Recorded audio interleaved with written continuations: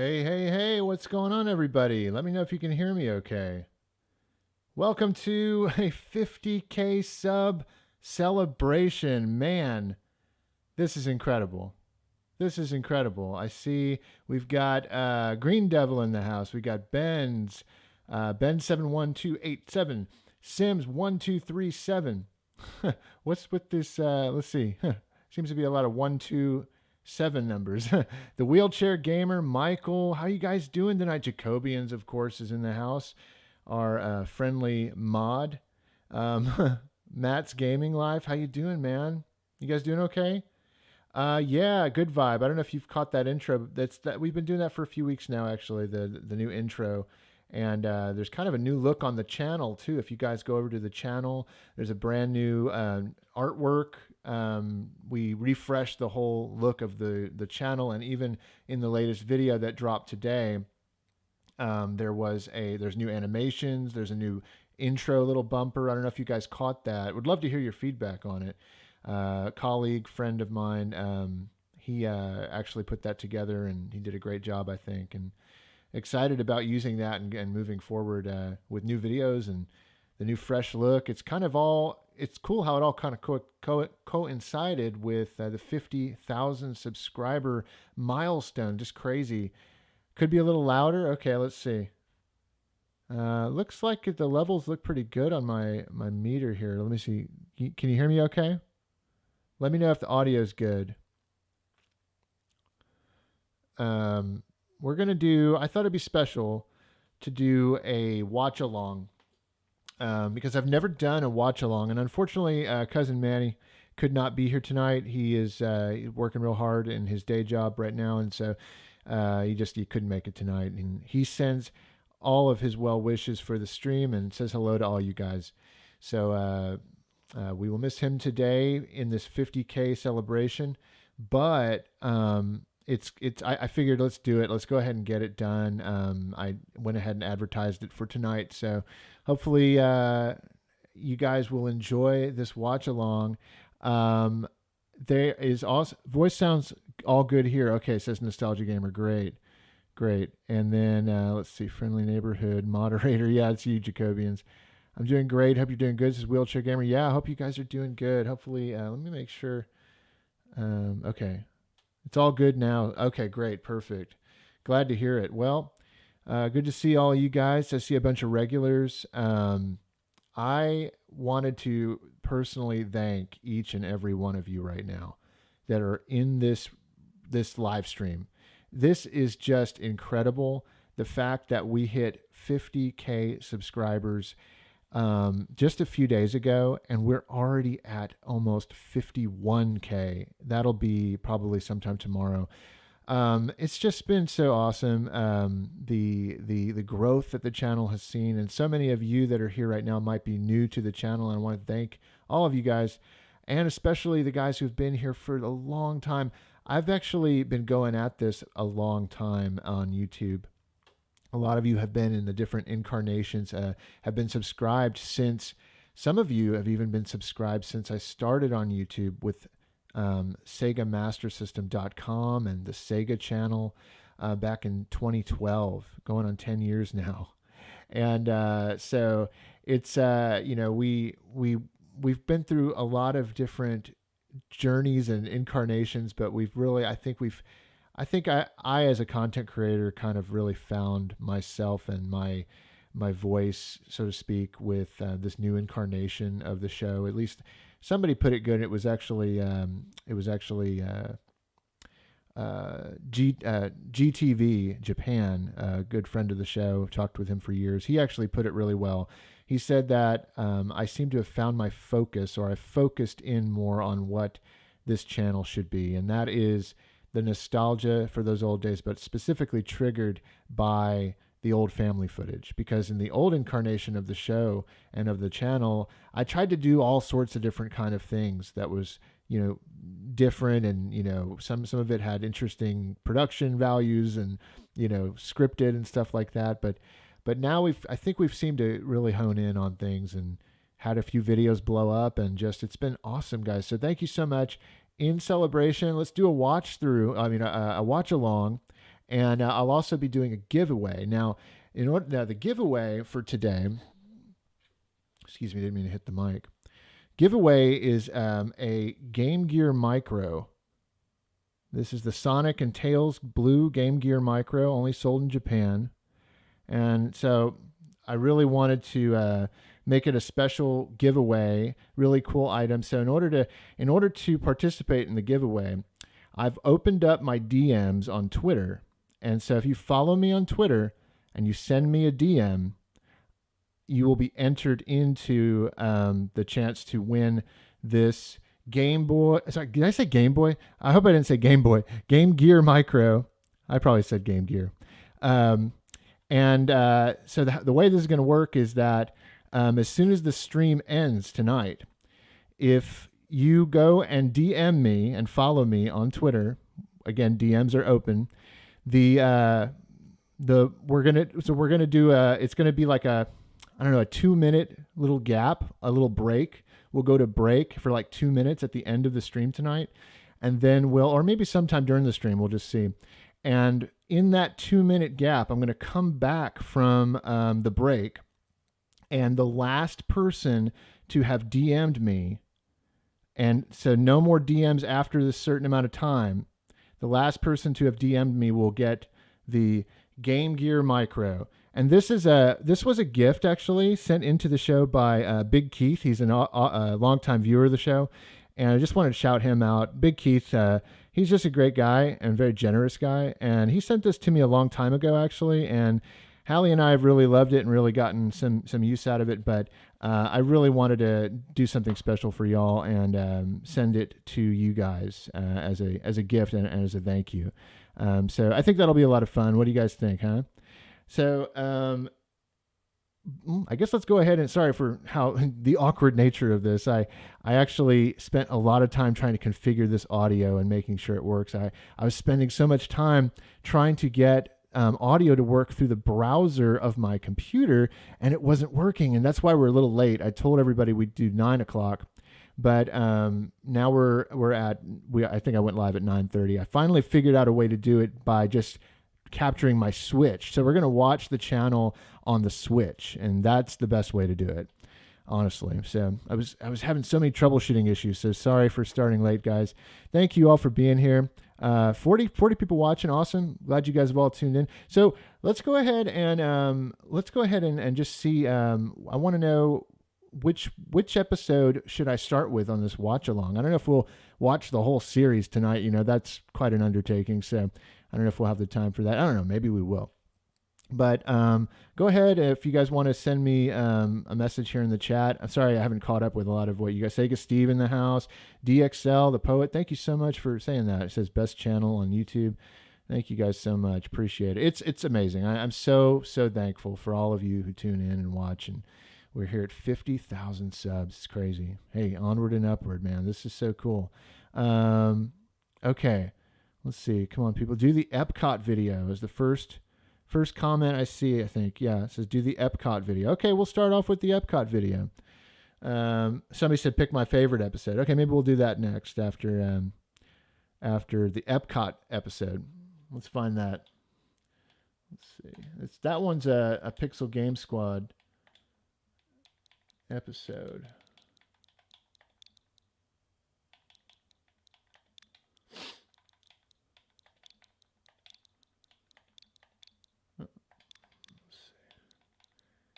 Meaning it first aired on Pixel Game Squad, and we'll probably actually do a thing where we're going to probably re-release a lot of the episodes. Oh no, what's that? My Retro Watches. Anybody a fan of that channel? Maybe I'll just find it in here. Let's see. You know what I should do, honestly, is go to my playlist. What am I doing? Would be the easiest way.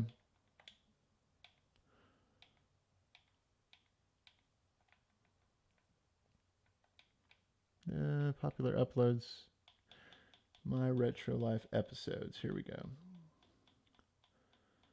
Man, scrolling through this is crazy. I'm like, wow. All these episodes, man. Labor of love, I tell you guys. Where did it go? There it is. Okay. So it's cool you keep in touch with your childhood friends. Yes, I know, absolutely. Let's see who else is here. Sega Steve, Zenandark. Oh, sorry if I said Zenarkand. There we go. Charlie Hustle. Always loved the launch day, early release episodes. Yeah. Horizons 1. Oh, how I missed the Interventions of 1994. Well, yeah. Let me I'll set this up. So, this, if you haven't seen this episode of My Retro Life is some of the most incredible footage, honestly, that Dad captured in my childhood of gaming. And this episode, when it first aired, before when it was on iRetro Gamer, before it was re-uploaded on Pixel Game Squad. It's a long. One day I'm going to do a video on the long history of this channel, but this episode did really well initially. They had a couple of articles written about it on Kotaku and various video game blogs. And I was really, really proud of it and how it turned out and what it just means to me in particular. So yeah, let me go ahead and get it started. This is our trip to Disney World in 1994, and Dad snuck the camera into Epcot Interventions, where Sega had a huge display going on, and it was just incredible. It was peak Sega, and Sega Steve in the house. He should know.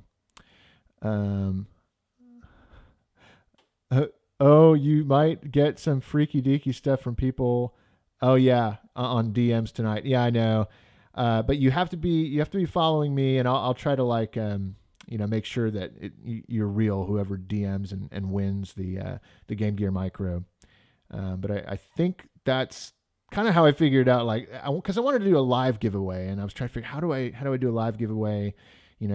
Okay, follow me on Twitter.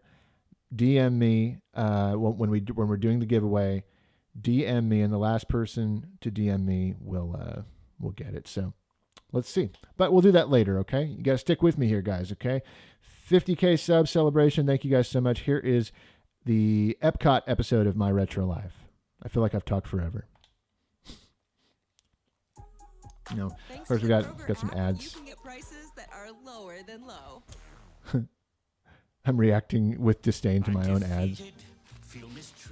Oh, there's Ray Romano. I love everybody. That's not Ray Romano, is it? No, it's not. It's Zach Braff, right? I always get them confused. Hopefully we don't have any issues with copyright with these commercials. Oh, I can skip it. I couldn't see because my thing is blocking.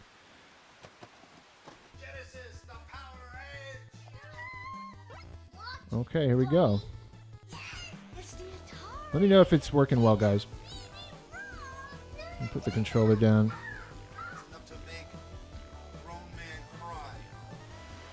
Eating donuts. I feel like you're tucking me in with a bedtime story. That's funny. This was one of my favorite episodes to produce. It was only the 12th one. We're up to like 30 something. Interventions at Disney World's Epcot theme park? Interventions served as a public showcase for all the latest and greatest products and ideas that the world had to offer. Thank you. Kind of like stepping into the world of tomorrow. Interventions is a wonderful Turn up the volume. opportunity to step into the future. It's still around today, but it's nowhere near as amazing as it was when it first opened in the summer of 1994. Back in those days, it was all about Sega. Sega prided themselves on innovation, so naturally, they were one of the exhibit's first and most prominent partners. I'm so glad Brand new Dad Sega captured Genesis, this stuff, guys. Sega CD, 32X, and even Game Gear games I'll wait were for my all on narration to display. stop, and I'll talk a little bit Many more. of them not yet released in America. The Sega exhibit and interventions will be overwhelming. I think that people will really be amazed at how much there is to see from Sega.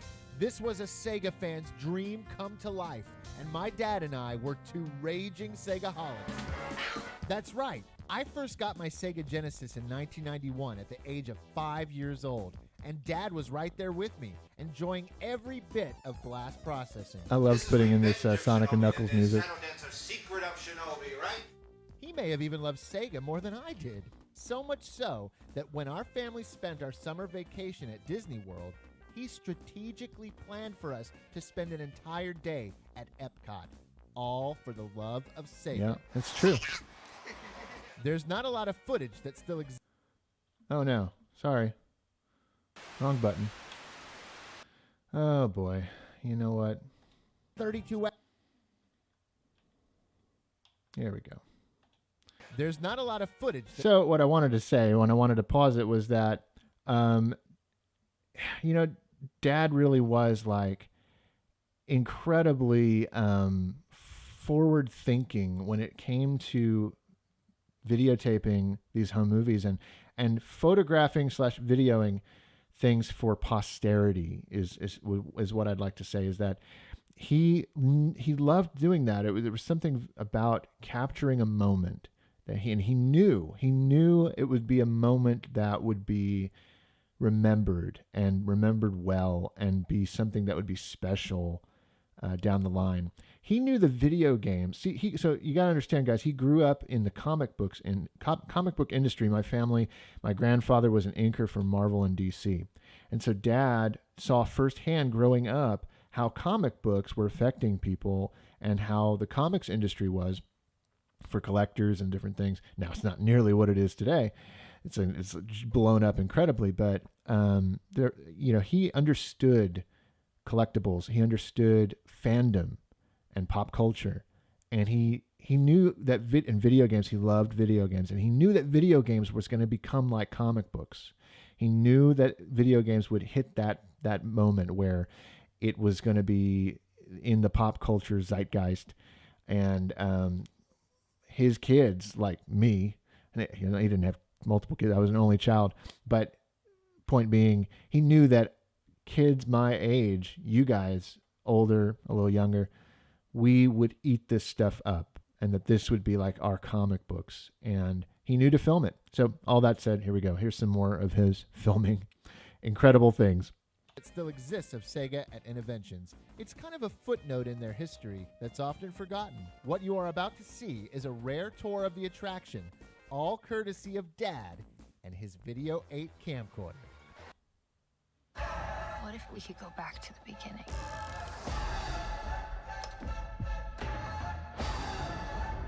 So funny. I'm actually finding myself hating ads. But actually, this is Pixel Game Squad upload, so it's on them, actually. I don't think I put this many ads on my uploads.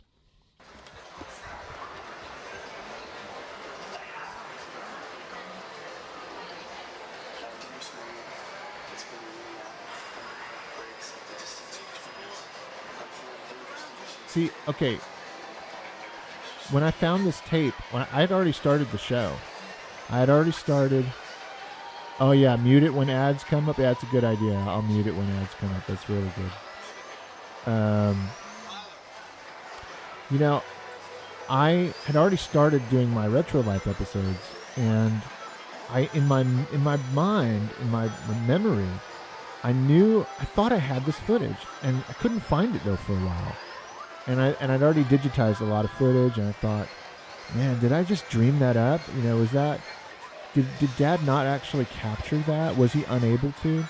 So for a good long time, I actually thought that it wasn't recorded. And then I did another deep dive of VHS footage and different... Because we have VHS dubs, and we have the original Video 8 cassette tapes that he recorded this stuff on. And... I found it after another big deep dive. I found it. It was on a VHS tape, I think, and it was Epcot 1994 trip. Epcot. Oh wait.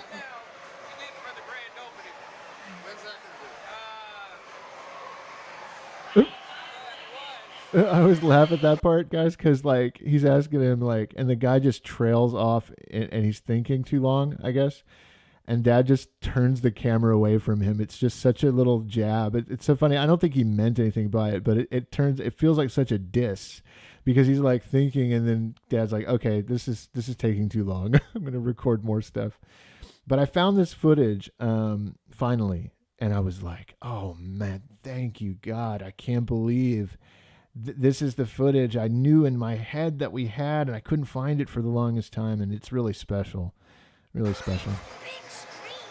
What is it? Big screen virtual fighter for 25 cents.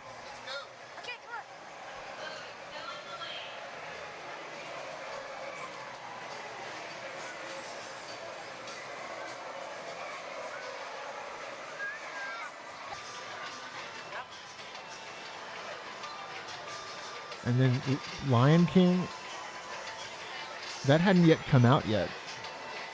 You got to understand, a lot of this stuff hadn't come out yet. Lion King was brand new. I don't think it had been released yet. I think the film had just come out in theaters, honestly.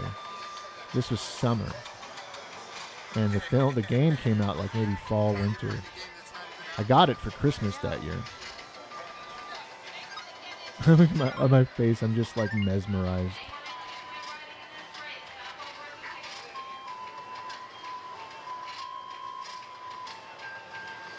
How did I keep the tapes pristine? Well, the tapes were actually, for the longest time, in a shoebox. The original Video 8 cassette tapes. And that's how they kept really good. And Dad kept them real clean in all the original cases. And inside a shoebox that got transported so many different moves. And he took good care of them. Sega Channel. Sega Channel was a cable service that Sega offered through Time Warner. By paying a monthly subscription fee, gamers could play loads of games via a modem that plugged directly into their Genesis cartridge. I loved Sega Channel. Oh my gosh. Streaming games in 1994. So now that's innovative. one of my biggest disappointments, I get, and I say that, but I'm so thankful that I have any footage. So I don't want to be like acting all spoiled by the footage, you know. But I wish Dad had recorded anything of us playing Sega Channel. I don't know why he didn't. It seemed right up his alley to record us logging on to Sega Channel. You know, that whole process. It feels like something he would have done, but we don't have any footage of us playing Sega Channel. The only footage that exists is that we're playing 32X. I have footage of on my birthday of me and my friends playing 32X, and you can see the Sega Channel resting to the side of the Genesis. Like that's the only Sega Channel footage I have. Oh, thank you, MF Martin donated $5. Thank you so much for your donation, man. I really appreciate that. I should move that alert box up to, let me move that up here so it's a little more unobtrusive. Thank you, man. I really appreciate that. Let me go ahead and I'll keep the show going here.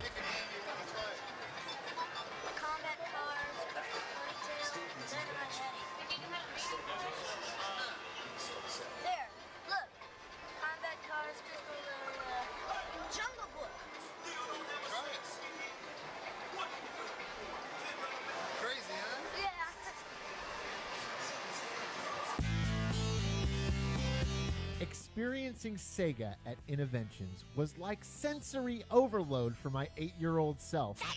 I had been hearing my dad speak of this mythical promised land for Sega fans. I did that for a while on entire videos. trip. But seeing I would it in shout person Sega. and There was like a little season where I'd always be experiencing shouting it Sega. firsthand I even have a was moment of me shouting I died Sega and while my went to dad is Sega videotaping heaven. my great Even grandmother my who was mom ill in was the enjoying hospital. it. I have home movies like that. Lucky for me, And more I'm like Sega shouting greatness Sega. You know, I was a awaited kid. my I didn't family understand what was upon our really return happening. Trip 2 years later.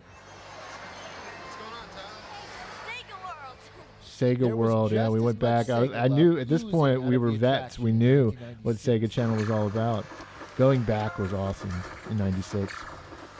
That was the last time I got My to favorite memory from this experience it. visit was getting to play the arcade version of Fighting Vipers for the first time.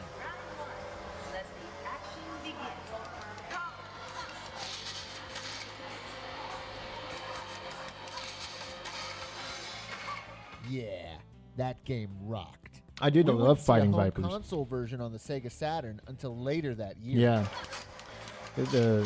We played a lot of Fighting Vipers on the Saturn, and I think part of it was because we were stirred because of Some this of the games encounter at with it Innovations at would never even Innoventions. receive a U.S. release. Is a prototype of a game called Dark Side. Yeah, this is super cool. Dark Side only came out in the UK. 32X. Never came out in the States.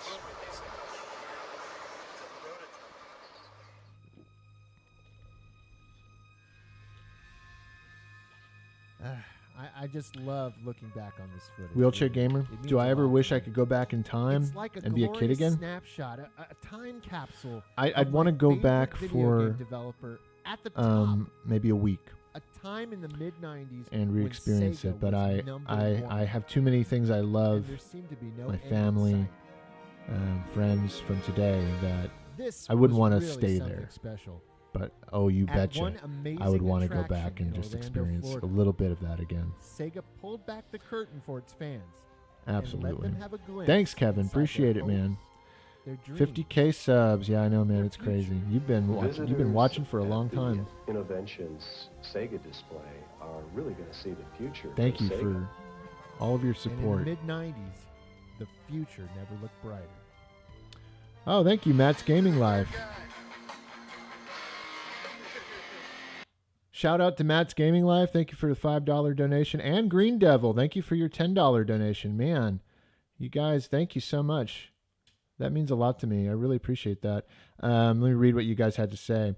Because I can't, it's too small on there. I'll read it here from this panel, though. Matt's Gaming Life says, "Hey, Tyler, are you interested in the new King of Fighters game? Thanks for all the awesome content. Keep it up." I am. I heard about that coming out, and I really am interested. There was a season where I loved King of Fighters games, and King of the Fighters, and or is it King of Fighters? Yeah, King of Fighters. Obviously, I'm not like a veteran on the game, but we had it on the Neo Geo CD. We actually owned a Neo Geo CD. I had my first King of Fighters game was on PS1, King of Fighters 97, and then I loved. Oh, I had 98 on Sega Saturn, and I loved the games on Dreamcast. The Dream Match, it was so good on Dreamcast. So yes, I'm very interested in the new one that they're coming out with. And Green Devil, thank you for your $10 donation. Says, "Love the channel, Tyler. Here's to the next 50K. Thank you, man. Really appreciate that. Appreciate you. Appreciate all of you. It has been an amazing ride, and I am excited to keep making content and finish out the series, the main series at least. Will be happening, if not this year, definitely early next year. It's going to happen at some point. The main series will end, and when the main series ends, I will produce a Blu-ray, and that'll be the first time I've produced a Blu-ray. So be looking for that down the pipeline. Thank you guys again.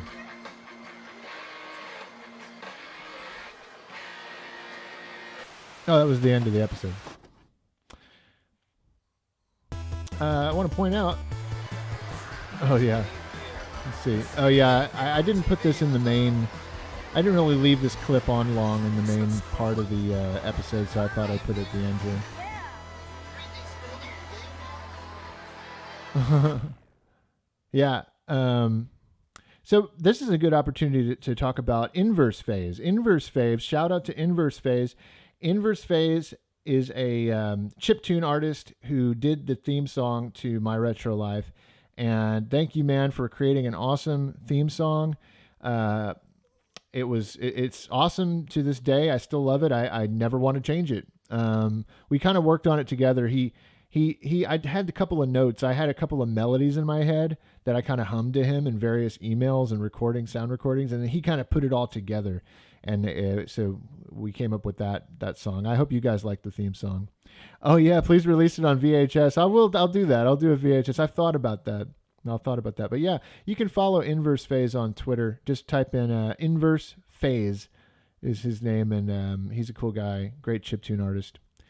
And okay, so why don't I go ahead and ask Matt's Gaming Life, or one of whoever of those who donated just a little bit ago, Michael, Matt, Green Devil, which is the next episode I should put on? First one to chime in on that, I'll put it on. Tyler, if you have additional footage from your Disney trips, you may want to get the guys over at Retro WDW. They love this stuff. Yeah, I think I followed them on Twitter, and it would be cool to contact them and talk with them about, maybe collaborating or something. I do have a lot of extra footage. I have 3 entire trips that Dad recorded so much. I mean, I could do a whole mini series on no pun intended. Actually, no pun intended. Mini series on Disney World. Maybe I should. Would you guys be interested? we'll see how that goes. I don't know if everybody'd be interested in that. So, let's see. Michael, Dreamcast episode, says Michael. Okay, Michael, you got it, man. Okay, Dreamcast episode. Actually, Michael, let's see. Yeah. Michael, are you MF Martin? If you are, thank you again for your donation. And yeah, I'll get that episode going. Let's find it. It should be near the front here.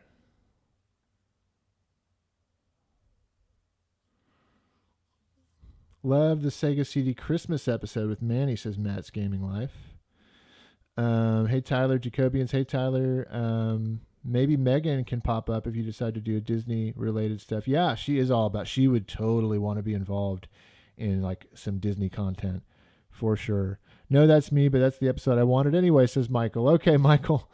All right, man. Thank you again. And yeah, let's do it. Dreamcast. This is the latest one of the main series, and there's a direct sequel coming pretty soon. I should be ready to put that out next week. If not next week, I might wait to debut it at SoCal Gaming Expo, which I'm going to next weekend.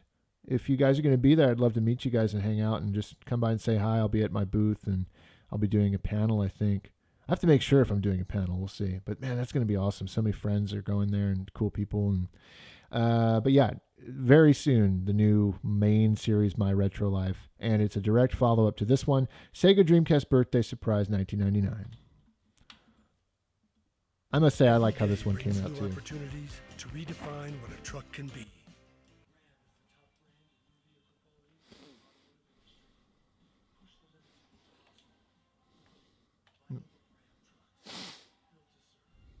I muted it. Thank you for that good advice.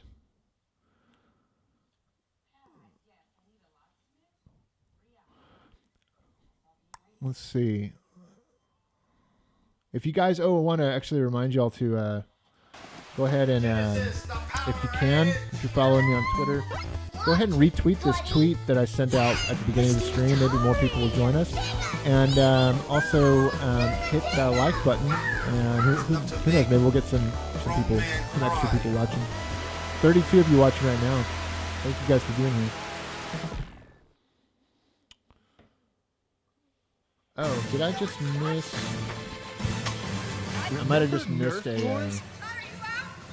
Yeah, thank you so much, Derek. Appreciate that. Friends in the 90s was Sorry if that's your real name and you didn't want it spoken. I think I missed it pop up on the screen here. Thank you for your $10 donation, man. Really appreciate it. Celebrate my 13th birthday. And while I'm sure they all expected the pizza, love the channel, Tyler. Here's to the next 50. No, that's Green Devil. One thing they never counted on was getting to play a Sega Dreamcast 5 full months. Oh, maybe Green Devil. Maybe you are Derek. I apologize. Yes! Somebody's going down! My phone gives me alerts, and when I see alerts here, sometimes I think I missed the alert on the screen. The Dreamcast was powered by the Naomi graphics board, the same arcade system that pushed out hits like Crazy Taxi. Drunk bass player, it's okay. I saw your comment and I realized you just didn't. Console on the planet, I appreciate that. Right No, it's okay. You don't have to apologize. But the general gaming public had some wounds to heal. By the late 90s, consumers were beginning to lose faith in the Sega brand. The abysmal public reception of the Sega Saturn weighed heavy on the hearts and pocketbooks of their fans. I just love that commercial. It was fun getting Manny, the clip of Manny screaming, like almost like he's reacting to the guy holding the Sega Dreamcast, the Sega Saturn, it was criminal that we never and the got fact that this the Saturn was dying. It's just kind of funny. Funny moment to have him scream now. Sega, where was Sonic? Hey, Gaming Fam TV, thank you so much. Appreciate it. Thank you for the congratulations.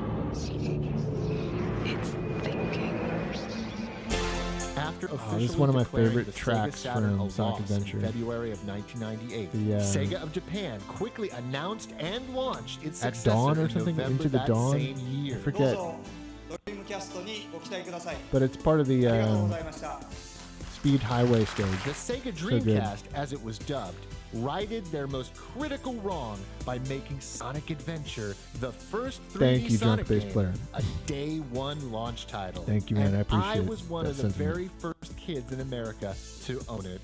Imported from Japan a full 5 months before its North American U.S. release date on 9/9/99. So this episode was hard to write in a sense that there was so much personal stuff to talk about when it came to the Dreamcast, because what's not in this episode is the fact that I didn't actually get the Dreamcast itself on 9/9/99. It was a Dreamcast. On my birthday.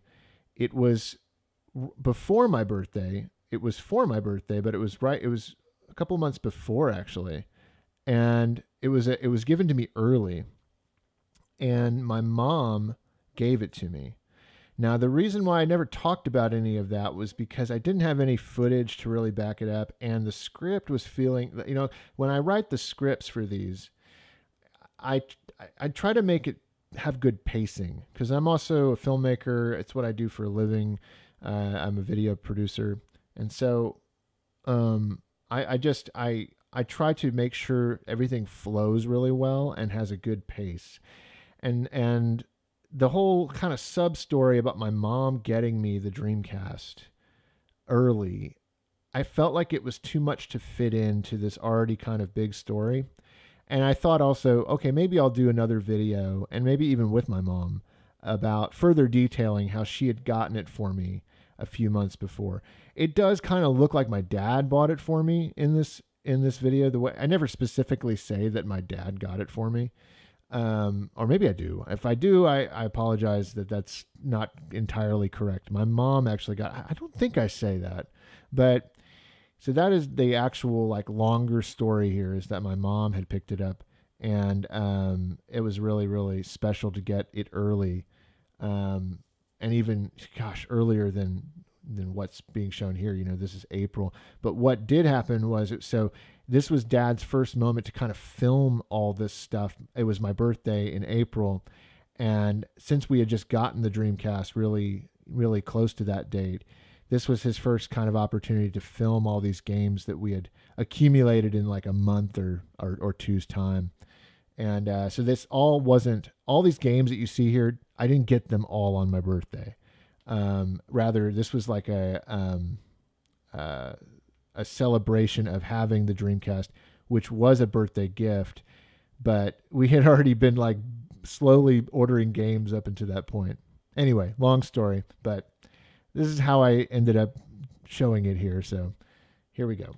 Tails, what are you on vacation? Hey, wait a minute. What's that? Oh my goodness, this can only mean a Japanese Dreamcast. It must be Tyler's 13th birthday. Yeah, that's what it is. Tyler's 13th birthday. He's got the Dreamcast. I'm wearing a From Cheap Trick Japan. shirt. We were big Cheap Trick fans. With the LCD and everything.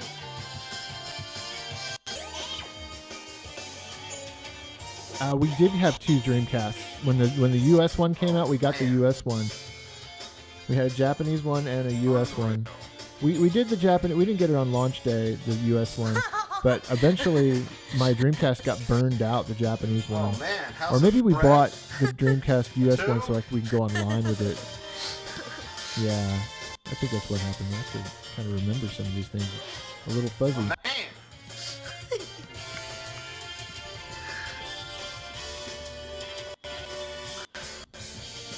You stink. Dad with his little quips and little. Whoa. He just was a rare breed, guys. He had his own Tyler sense of lost his humor voice. and. Sonic. Watching this stuff, watching these clips and hearing his voice and hearing those. Saturn Japanese. What's this? Sega Saturn imports? Yeah. The Saturn may have been over. So Mom had here in given me America, that on but my it was still birthday. healthy and thriving in Japan. Some of the last Saturn games, huh? I think. Uh-huh. But Dad would order it for her. My parents were separated at this point, divorced. Pocket fire. And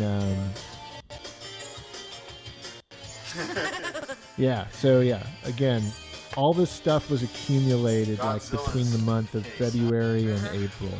VMS card. We got it early and it was given to me early as an early birthday present. So some of this stuff, like that Dungeons and Dragons Saturn import, that was actually, I'd gotten it on this day. Well, here it is, 4/10. Kyle's birthday's tomorrow. He gets the Japanese Dreamcast. Yep. A lot of games. Maybe it was just a month. Maybe my memory's fuzzy on that. I felt like it was a longer span of time, but that could be just because I don't remember it as well. You know, we're all getting older. This is a long time ago now. Yeah, because Dad says it right there on camera. He says he gets the Japanese Dreamcast for his birthday. Maybe it wasn't too long after. A number of my close I do know that it like wasn't on that day. A good friend, Tyler. Which brings us back to that epic Nerf battle where our story began. Oh man, a splatter shot. We battled each other for hours that afternoon. Nerf Wars. But shortly afterward, The new it was video time that came to out today introduce my shows buddies me getting, I think, that gun I'm using in my that Sega Nerf War. Dreamcast. My buddy Brian got it for me. Let's lower the volume here so we don't have any copyright issues. Man, are you guys looking forward to this? I am. I might just sit here with the sound off and just look at the visuals of Jurassic Park. I'm excited. I don't want any copyright issues, so we'll skip it. But it looks awesome.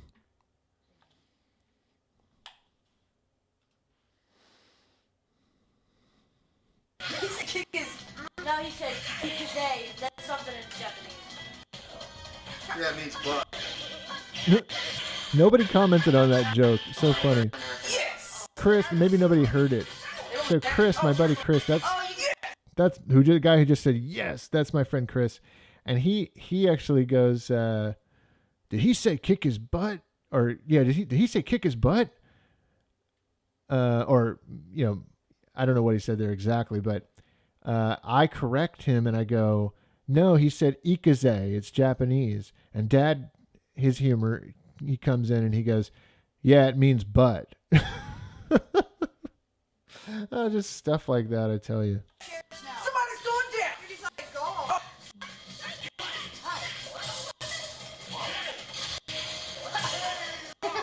I died. Yeah. Oh, I like his especially. He's like, Those controllers. And I love how Dad would get all these detail shots. It's part of what makes the footage so special is that he filmed like a documentary filmmaker. He was a filmmaker. So he put his passion into the whole movie. no! It's gonna happen. God. Brian is a year and a half older than me. In answer to your question. Who's next? Someone else. Mine. Which one use? Let me know if the video is getting better. Somebody said the audio is clipping. Let me know if it fixes. It's actually running fine on my monitor over here on the Switch, but That's the first level tone. audio clipping for sure. Okay. How about my audio here? Is it okay? Let me know how my audio is here. Is it clipping right now for you guys?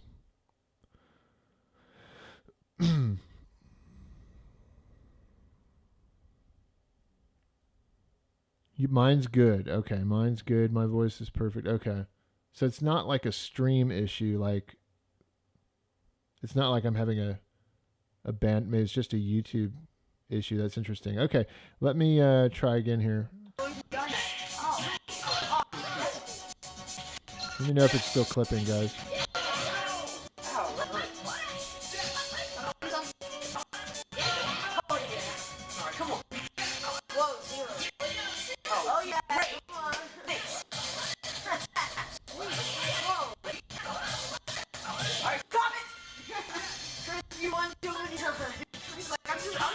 clipping still. Might be my capture card. Yes! Eat this! Boom! Oh, that could hurt. That's going to work. I tried to get cooler. I think it did. Oh! What was that? Let's see if I can fix it. Let's see. 1 second, guys.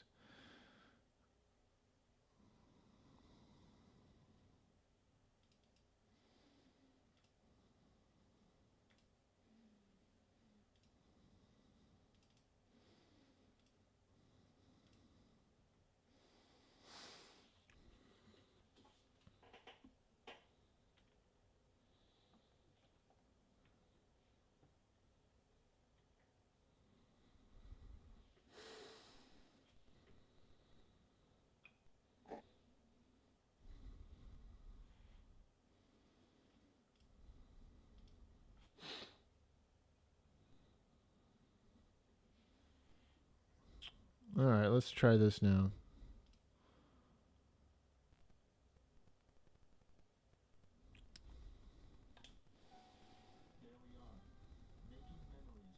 No, it's not working at all now. Let's see.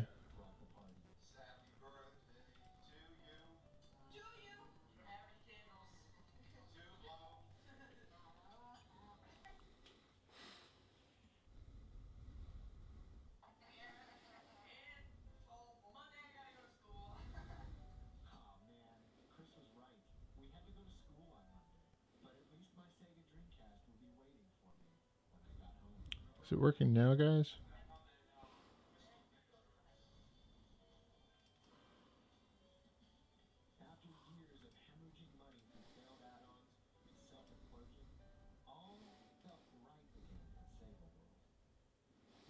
Yes, please stand by. Technical difficulties. Oh, you're hearing it from my mic? Okay. All right, well, since it's kind of working, what I'll do is I'll kind of like move it closer to the TV. Here, this episode's ending, so we'll do that for the next episode. At least, yeah, here's what I'll do.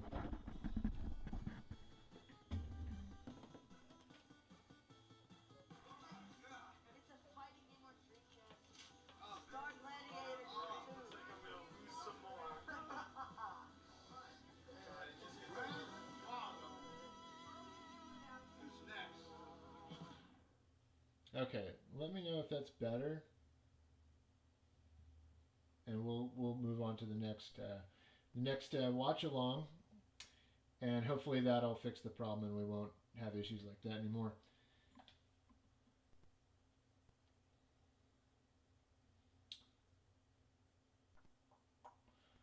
Well, okay, what'd you guys think of the Dreamcast episode? I know some of you said it was your favorite one. It's one of my favorites. I love it. I think I just love that memory so much, and it was so cool to tell that story. I'm really hoping you guys like the next one. The next one's really cool. The next one's really, really cool.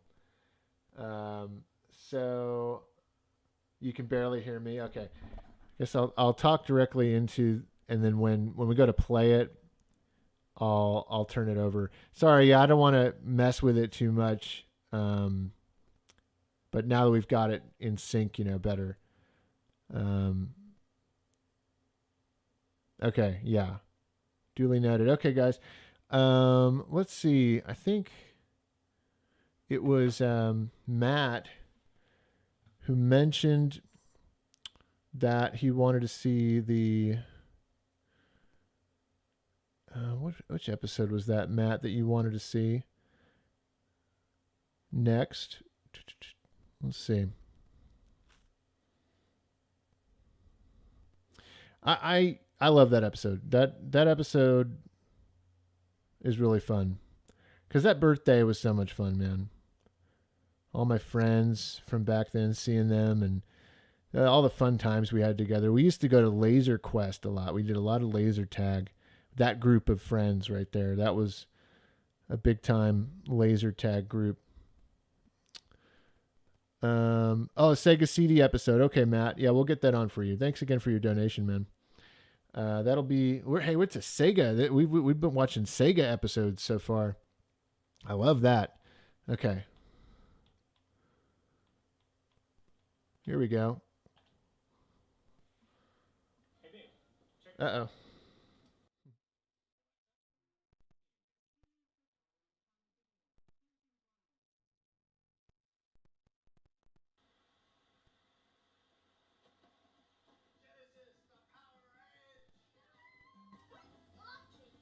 All right, here we go, guys.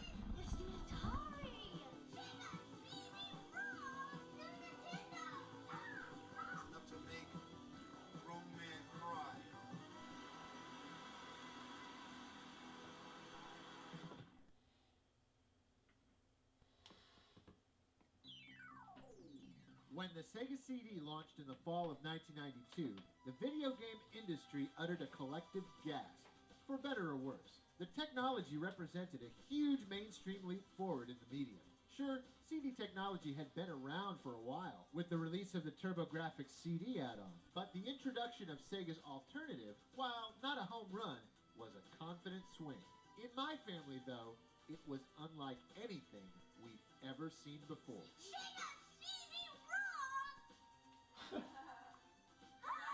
I feel like I've used that For clip a gamers lot. like us, coming from a world of cartridges and password saves, Sega CD offered a wild new frontier of CD quality music, enhanced 16-bit graphics, and fully animated cutscenes. The important thing is we're all on the same team.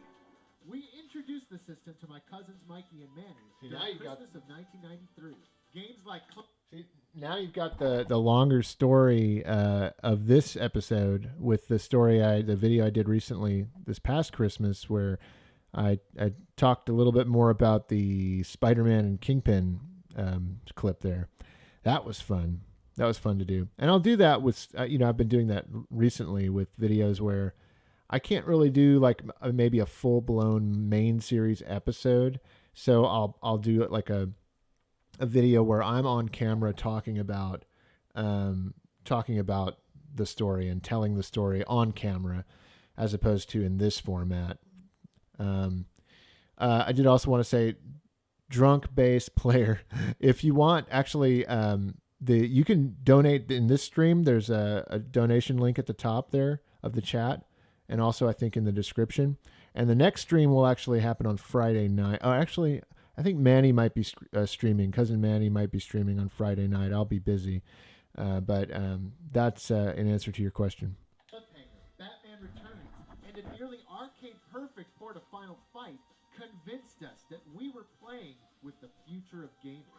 They have improved the images a little more real than those stupid little guys running back and forth. Manny loved it. Boy, did he love it. It was his most played console that Christmas. But it wasn't his, it was mine, and it was coming back home with me to Texas. As we all together rang in the new year, Manny wasn't just saying goodbye to 1993 and my family. He was saying goodbye to the Sega CD. 3, 2, 1.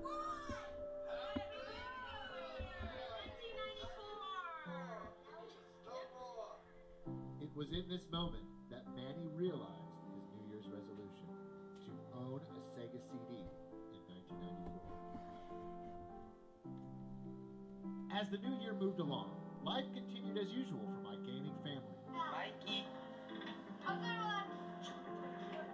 Birthdays for both Mikey and Manny rolled by without so much as a hint of a Sega CD, and Manny quickly realized that his dream of owning one might only come true on Christmas of that. Hey, pal, the guy who said stupid guys running back and forth with a very strong New York accent, that was my grandfather, the one who worked for Marvel and DC back in the day. I loved his gruff New York accent. He always sounded to me like the filmmaker Richard Donner, if you guys know who that is. It was the kind of gift reserved for a special Christmas surprise from Santa, or in this case, Uncle Mark, Aunt Cindy, and Cousin Tyler from Texas. That's right. You see, my dad wanted Manny to have a Sega CD because, well, Dad loved the Sega CD and he loved his nephews. that gift on the bottom by the train nearest? Guess what that is, everyone. Make no mistake, Manny knew what it was.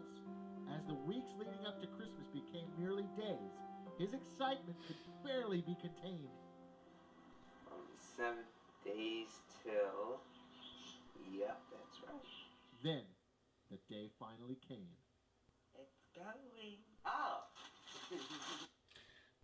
So, I just want to say too that I love putting together these episodes because I've said this in other streams before, but it's basically like a way for me to create a documentary film that my dad shot. I'm the editor, producer, director, but he was the DP. He was the guy who filmed it all. And so that's why this is so special. I mean, obviously, you guys probably know how special it is to me. And but it is when I get to put this together, I get to take all these clips that he shot. Now, a lot of that was actually my Aunt Michelle shot a lot of that because this is Manny and Mikey's home videos. But it's so cool to come through my family's home movies and piece together these stories with the home video footage. It's so special for me, and I get a lot out of it, if you couldn't tell.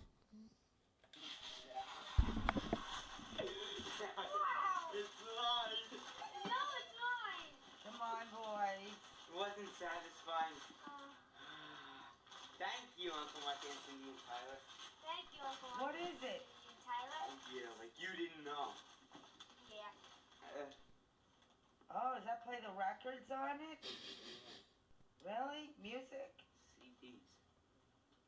Hold it back here. Let me see this. CDs, Aunt Michelle, CDs. She knew it. She was playing coy. She knew exactly what it was. Dad and her had many conversations. I remember Dad on the phone with Aunt Michelle being so concerned about the Sega CD arriving on time and not being damaged. I think she even tested it. Like he walked her through like how to test it and all this stuff and put it back the way it was. Like that's how much he cared about this stuff and that's how much he cared about, his nephews being able to have it and stuff. Yeah, they went in on my parents got him the Sega CD and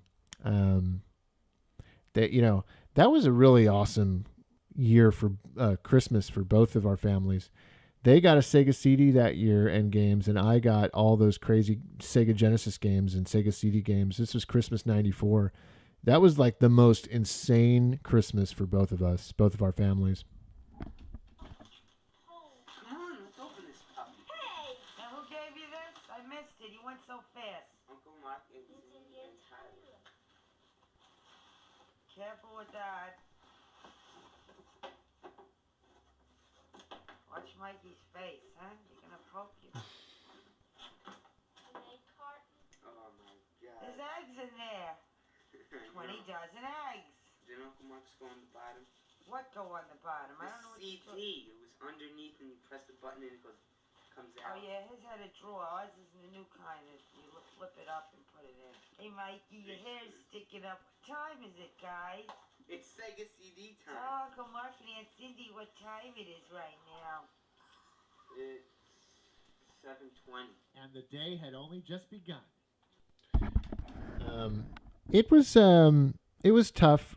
In answer to your question, Matt asks, was it hard for your dad living so far from his sister? It was, I think they got used to it. They would call, they had a ritual of calling each other every weekend, every Saturday morning. They would call and talk for hours. He would call Aunt Michelle, he would call his parents, my grandparents, and they would talk for hours. It was a ritual, weekly ritual. We talked to Manny. We made a lot of phone calls. We had unlimited long distance calling at night and on the weekend. And so we would make a lot of phone calls back then to New York. And even though there was such distance, that is how we got closer as a family, was through phone calls, really. This gift is from Uncle Mark, Aunt Cindy, and Cousin Tyler. Someone put too much tape on it. What is it? Wait, no. This thing just Sonic doesn't CD. get better, I swear What to is God. it? Sonic CD. Ah, Sonic CD. I had gotten Sonic CD the previous Christmas at Manny's house, but that's a story for another time. Wow, and you got this going over here. Wow, whoa. Look at that. Oh, wow. Why don't you take some video of Mikey playing the game? No! That face Mikey gives. You know, what's funny is that Cliffhanger, there's a whole nother video I've got to do about our history with Cliffhanger. That game, I mean, for as bad as that game is, it's a game that we loved, these Sega CD segments that had the sprite scaling on the snowboard, and we tried to master this game. Manny in particular became a pro. Mikey did really good too. Mikey, you'll see him do really good here. I've got to do a video on Cliffhanger at some point. Look at the camera a minute. Hi. I go too slow. What? Do it again. Oh, give me my money.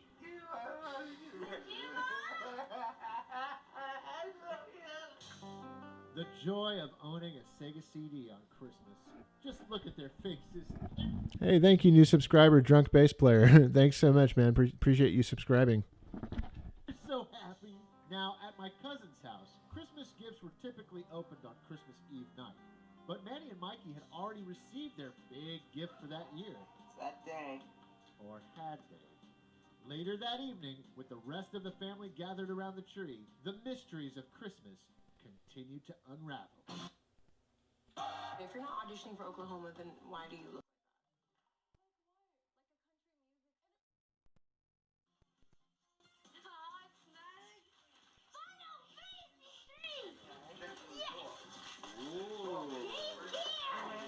A Game Gear game called Mikey, Shining look what he Force. has in his hand. Bird puzzle. No. Donkey Kong. Oh my God. Donkey Kong. Okay, clearly Mikey was making out like a bandit. But what about Manny and his precious Sega CD? What the? What is this? Oh. It's I Sega told you, CD game. the high life was yet to come. What is it? My God. What is it? Monkey Island, Monkey. Hemdale, Robo Alesti, and Pugsy. Pugsy. Yeah, I like Pugsy. Thank you, guys. What games are there, man? Robo Alesti, Pugsy, Yeah. Hemdale, Yeah. and The Secret of Monkey Island. Okay. That'll keep you busy, huh? This is like Treasure Island. Guys. Are you happy? I'm extremely happy. But there was one more cleverly wrapped box for Mikey. This one gets me. I want to open one present first. Manny, watch him. So I want you to be surprised. What is this? Mikey has such trouble with boxes. Is it from Baba? From me and Baba. What's that? Luna! To get better. Luna. You're saving money, The huh, man? soap game. You know you hold it. When I look back at the early days of playing Sega CD, I remember how excited we were. There was a certain magic in our eyes. You could just see it. That look of revelation upon seeing something you never thought was possible. These visuals and sounds were jaw-dropping in 1993. They were. If you owned a Sega CD and were playing the right games, you loved it. Christmas is the season of miracles, and I believe it, because it was during Christmas my family discovered the Sega CD.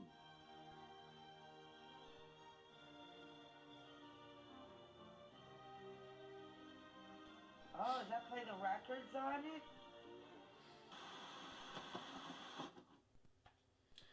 I think I remember my aunt telling me that got her pretty emotional, that scene. Of course. I mean, and you know what? Like, the reason why I say this gets me is that Lunar was just one of my favorite games of all time when I got it on the PlayStation, the complete Lunar Silver Star complete. And I had rented it back in the day on the Sega CD, and of course Manny and Mikey had discovered it. But it was one of my favorite games of all time on the PlayStation, and being able to see Manny and Mikey get it that Christmas, and it was just awesome. And I loved putting that together in this episode. Glad you liked it, Ben. But glad you liked it, man. Oh, Dad playing drums.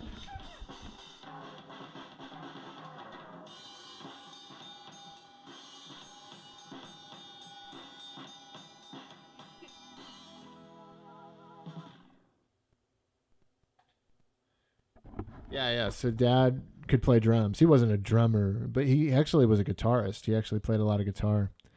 So, hey, pal, I'll answer some of your questions here. Hope you guys liked that episode. That's one of my favorite episodes, actually.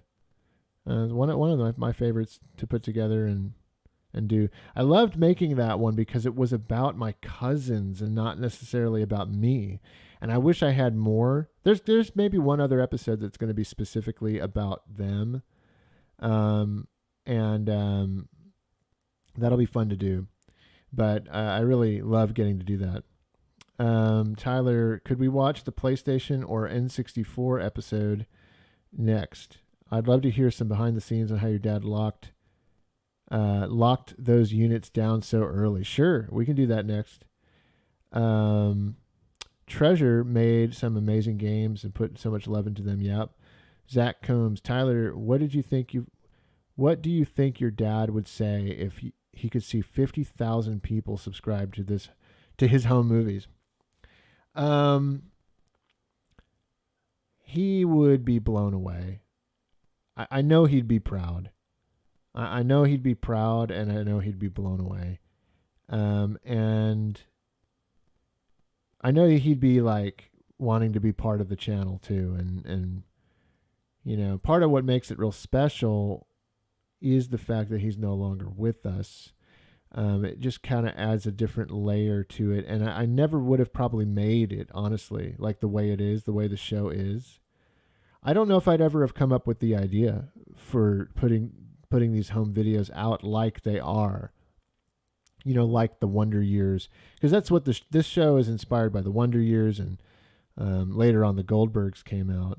But initially the Wonder Years and A Christmas Story was what inspired this show. I actually discovered Goldbergs after I first started doing this, like a long time ago on the old channel. And so, yeah, he would just love it. But yeah, it'd be different.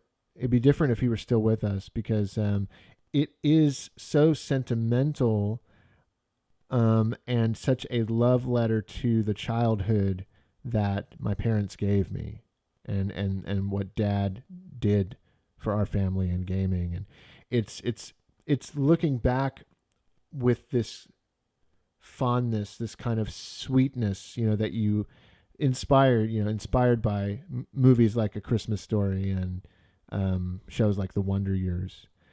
So I don't think, I think if you were still here, we wouldn't get this kind. It wouldn't be like this. It wouldn't really be like this, I don't think. Or I probably never would have had the idea to make it like that. But yeah, let's get on another episode. Let's do the PlayStation one.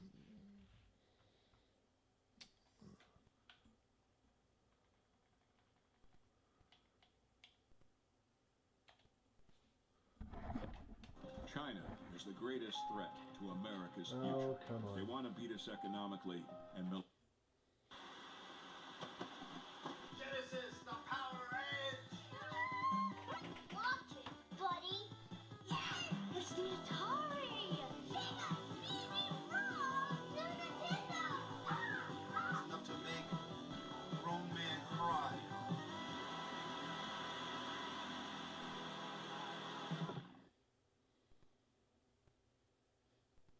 What do you do? I'm playing PlayStation. PlayStation? There it was, Sony's PlayStation, the single biggest upstart in all of video game history.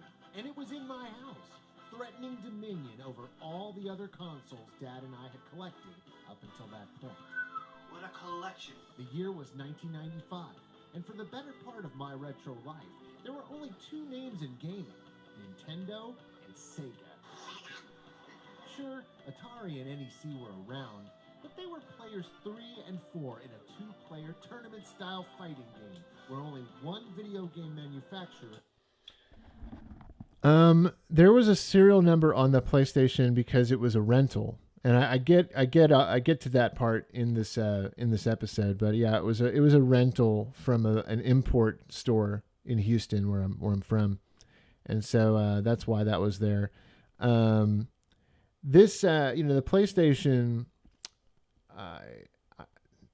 It's weird because we loved Sega so much, and this was very much every bit like, the console war of Nintendo, Super Nintendo versus Sega Genesis. I would go back and forth with what I enjoyed more. The Sega Genesis most of the time, and sometimes the Super Nintendo would become my favorite. I definitely went back and forth, and I did that with the Saturn and the PlayStation also. Went back and forth, but we loved it all. At the end of the day, we were just gamers, and we loved all video games, and it was fun putting this one together. I think as years have gone by, I have a much greater affinity for the Sega Saturn, especially with all the import gaming and that we did, and the games that we didn't get here in the States. And I just love the Saturn more than the PlayStation. I think it's a better console. But I definitely have incredible memories with the PlayStation. I do. To be crowned king. And in the 32-bit era, Sony said, why not? The Sony PlayStation. Dad was always keen at the idea of Sony joining the race. They were an electronics manufacturer, and Dad worked in electronics as the marketing director for a successful chain of home theater stores called Home Theater Stores. That's me hanging out with the RoboCop at an in-store promotion for the release of RoboCop 3.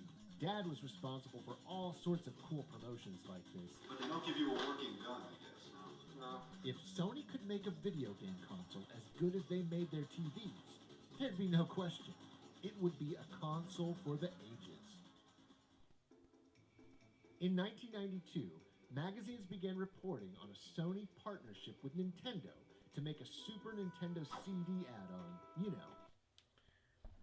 I want to bring up that, earlier talking about my dad working at an electronics store as the marketing director. And, that's another thing I love about making this series. And what I'm doing in each episode, what I get to do is kind of peel back another layer of not only my family and the way we did gaming, but my dad. I'm telling his story through this stuff, and you're gonna see as the show goes on, as we start getting into the latter part of the series.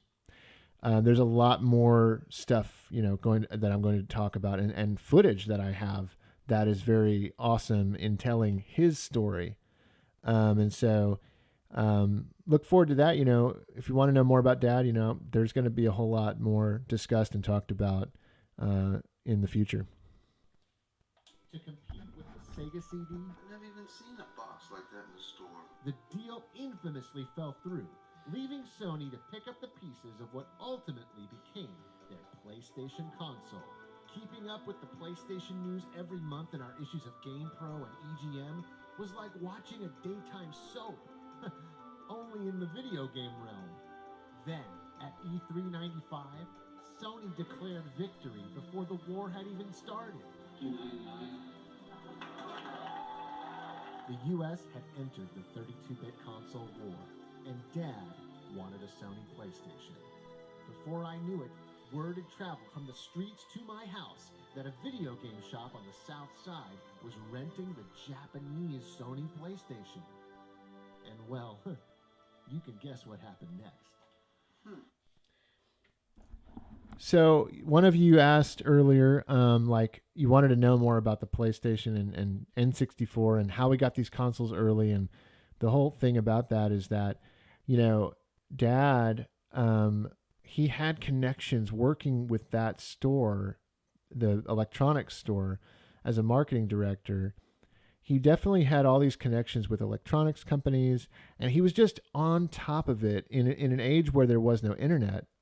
He was on top of what was coming out, what was happening, and especially like Sony, he would just stay on top of it because it was very close to his heart. It was the video game world finally crossing over to his other world, which was like electronics and movies. Sony Pictures. Sony was a studio, and he was very hyped on the PlayStation. And so the second he heard there was a store in town that was renting it, he wanted it so bad. He wanted it in our house. And that's why you're going to see in this clip that he's playing it on the big screen theater room setup that he had in our house on that old 4x3, like 50-inch TV, whatever it was, which was, that TV was a big deal. He got it at a major discount because he worked at that store. But like, I don't know, guys, like he just loved the whole thing, electronics, gadgets, video games, everything. And when Sony hit the scene, it was a big deal. What's that music I hear? Sounds like he's in the theater room. Let's go check it out.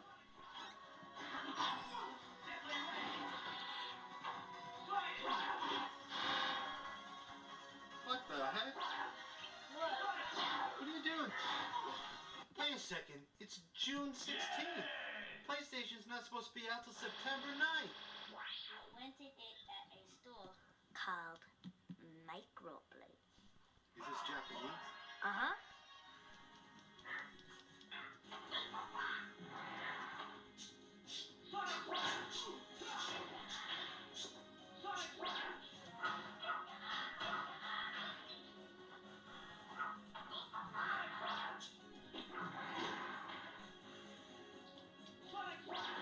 There is something like it. It's Virtual Fighter, and it's a little better. Because this is almost like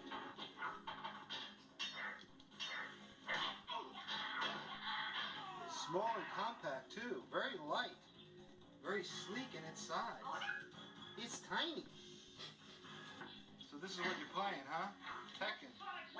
no, it's Toshida. You're playing Toshida. Well, here's another fighting game, Tekken. Japanese, huh? What's odd is that I actually liked Battle Arena Toshinden more than Tekken. I preferred it and its sequel, not the third one. The third one was kind of lame. Tekken 3 was much better than... Tekken 3 became my favorite after that came out. But I actually preferred Battle Arena Toshinden 1 and 2 to Tekken. I loved fighting with swords and weapons, and I just thought the game was really charming. And I also liked the anime. I watched the anime when I was a kid. I rented it from the video store, Blockbuster. That's a series I'd love to see come back. Pretty wild. Ah, another one. Ridge Racer. American looking cover from Namco, but Japanese. Not as good as Daytona, but it's good.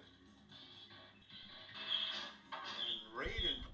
Dad was a huge Daytona USA fan, and he couldn't quite accept Ridge Racer at this point, but he came to love Ridge Racer. I'm not even joking, guys. It was one of his favorite series. Like, excuse me, he played all the sequel, Ridge Racer Revolution, Rage Racer. He got into that big time. Every time a new Ridge Racer game came out, he really loved it. And it's so weird that I don't have any. I have one clip of footage of him playing games, and it's going to probably end up in a future episode, but we're at an arcade at a pizzeria in like the year 2000, and it's the only clip I have of him playing video games. It's crazy. But he played a lot of games, as you can tell. Project, which has the original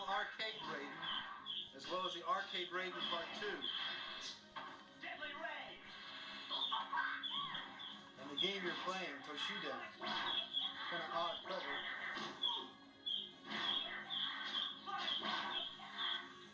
Get ready, folks. I'm about to make a 1995 video game console war prediction. Saturn will kick its butt, but they're both great. I bet they'll both survive. And I bet Jaguar won't. But they still have art, and they probably will make it a year or two. Not bad, kid. The Sony PlayStation knew its way around. So if it's hard to tell, I probably should have put subtitles in that part. But if it's hard to tell, I'm talking about how my prediction is that Sega is better than Sony, and they'll probably win the console war. And Jaguar, they're going to stick around for a few years, but in the end, Sega will win or something like that. And it actually is true that Jaguar did hang on for another couple of years, but then it was. The Jag CD just was awful. I wish I could I need to do some sort of video on further talking about our love for the Jaguar, which I already did a Jaguar episode, but yeah, it needs another look. 3D polygons much better than the Saturn, and light years better than the Jaguar. So Tyler, now that you've paused it, show us the machine. Open it up. Where's the eject button? First you gotta shut the power off. And open up the eject. There's the CD spinning. That's it. Let's see that CD. Pretty wild. The backs are all black. Isn't that wild? So you can see how small the machine is. It's just the CD in it. And basically that's it. Spinning around. It's tiny and lightweight machine. Little controls. You can see by the size of my hand how small this machine actually is.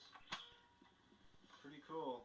And it will be out September 9th in the United States, but here it is June 16th, and we're getting a sneak screening preview. On this day in 1995, Yes, Ayapal. I actually, and thank you, PNWRX15. Love all the footage. Yeah, I know. Having one or two photos from your childhood, I know it's super special. I'm super, thankful that I have all this stuff. I know it's rare. Thankful. Kevin says, "What was your favorite memory playing video games with your dad?" Oh man, you know what? I need to think about that and just do like a whole video on it. I'm gonna have to come back to you on that one. And I also might get too emotional, like thinking about it. So I'll come back to you, Kevin. I'll do a video at some point.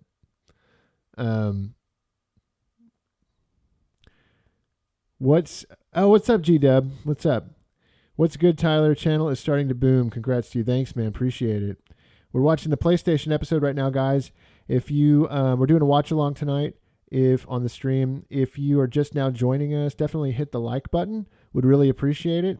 And if you follow me on Twitter, go ahead and retweet the tweet I made about this stream. And you know what? We're going to do a giveaway near the end of the stream. We're going to be giving away, this.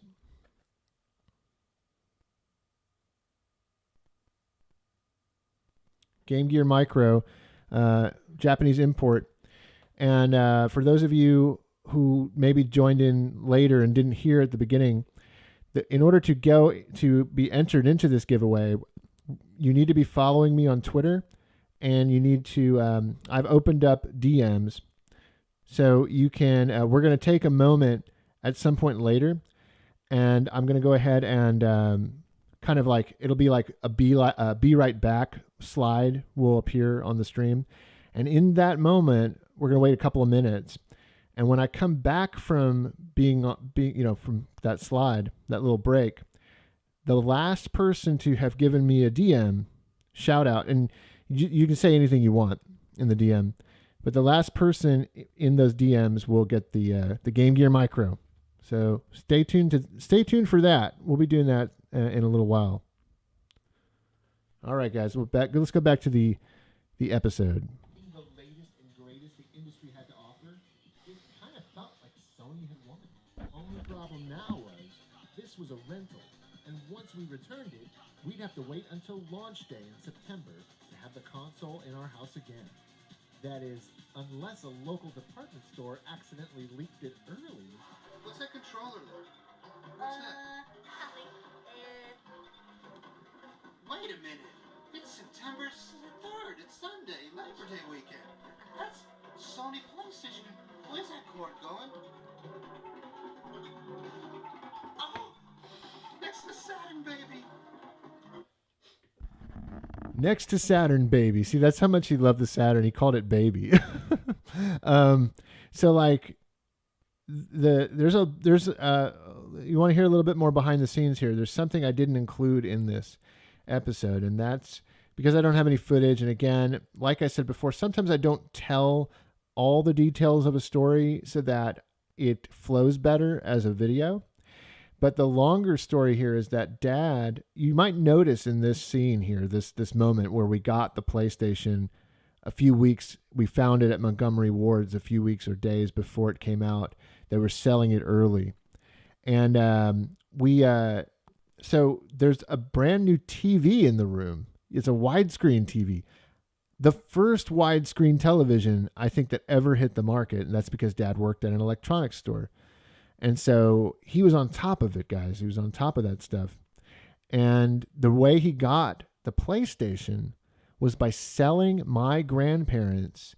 He got the money for the PlayStation by selling my grandparents the 4x3 big screen and bought the PlayStation, but then also bought a brand new widescreen TV with, of course, his major discount that he got for working at the store. So, but that's the longer story. I have my grandparents partly to thank for us getting the PlayStation. Oh my God! How did you get a Sony PlayStation before it was released nationally? Oh my goodness! Yes, Montgomery Ward leaked it early and we stole it up.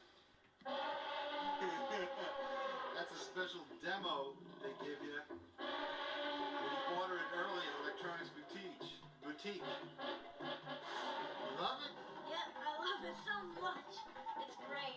Yes, the Sony PlayStation has arrived to us a week early. Isn't it sleek, and designed nicely? And it sits next to legendary Saturn. Thank you. Party Lord! Come on over! Wild Arm! Yes, I knew it! It's jumping flash! Over the years, Christmases and birthdays brought many a PlayStation game into our home. The Sony PlayStation really had it all. Beat-em-ups like Fighting Force, 3D platformers like Crash Bandicoot 2, and some of the best times I ever had with a light gun. Time Crisis! Yes! Oh, yes! Released by Namco, first to arcades, Time Crisis. You might notice that as the same, I got Time Crisis at the same birthday I got Earthbound. So it's kind of cool, I guess, and maybe you guys can tell me if you think it's cool. I think it's kind of cool. But I think it's cool that, the more videos I produce, especially even the ones that aren't in the main series where it's like these longer story documentaries like this where I narrate and all that. When I produce episodes like the one that came out today, about the PlayStation games we got during the gift exchange with me and my friend Brian, or the Spider-Man versus Kingpin episode I did where I talked about Manny playing Spider-Man and being introduced to the Sega CD. The more I tell our story like that, the more you can go back to these main series episodes and kind of like you start seeing how it all fits together. And that's what I would love. The big thing I would love to do by the end of the main series is have it be that like everything really fits together in a nice, neat package, and it all comes full circle. The whole story of our gaming family. And to answer somebody's question, thank you, Jacobians, for taking care of that spam bot. To answer somebody's question, I do plan on producing something. It's in the back of my mind to produce something maybe longer, maybe a feature length documentary featuring my family, doing interviews and stuff, and doing maybe a feature length version of the YouTube show. And I do have people that are interested. I have people that I've already talked to about this sort of thing, and I do think we'll do it. Maybe we'll do some crowdfunding or something. Let me know here in the chat if you guys would be interested in something like that. It's definitely a new venture for me if I do that. If I do it, it's going to be after the series has its like series finale on YouTube, and so I do think that's in the cards. I do. More quarters from us preteens in the summer of '98 than any other arcade game that year. And yes, the Sega Saturn did have House of the Dead, which I love, but there was something about the pixel-perfect accuracy of Namco's GunCon with Time Crisis.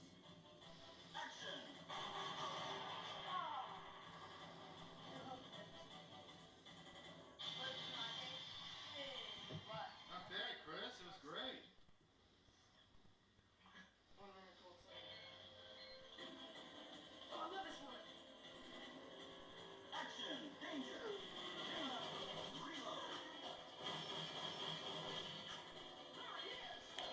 Oh, sorry. I need to turn this around. Hopefully nobody's going to get a seizure from this.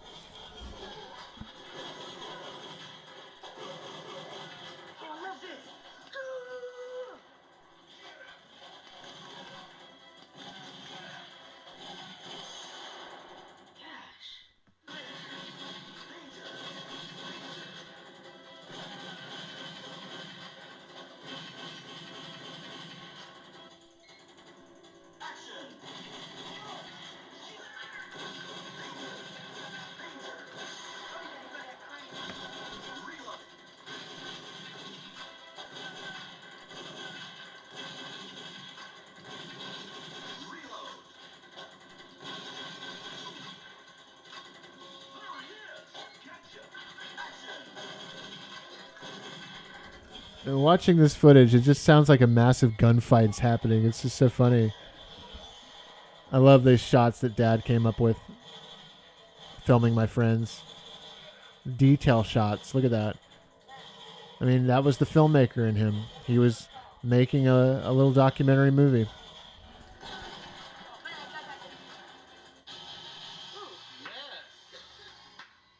Very good. Look at us. That afternoon, my friends and I felt like real-to-life covert ops special agents. With the GunCon in our hands and a PlayStation on my TV, Sony had a real crowd pleaser on their hands. They were here to stay, in our hearts and out of our parents' pocketbooks. Twisted Metal! Twisted Metal, yes! We were in uncharted territory years before Uncharted ever came out. I like that line. PlayStation felt like an adventure, one that we were all on together. Street Fighter Plus. What? EX Plus. Hey. Sony would go on to win the 32-bit console war, and just about every console war since then. Whoa. With the gun. The new gun. As we, the kids of the 80s and 90s, grew older and changed, the games we played changed with us. Did the Sony PlayStation change our world, or did it simply change with it? How long I've waited for this moment.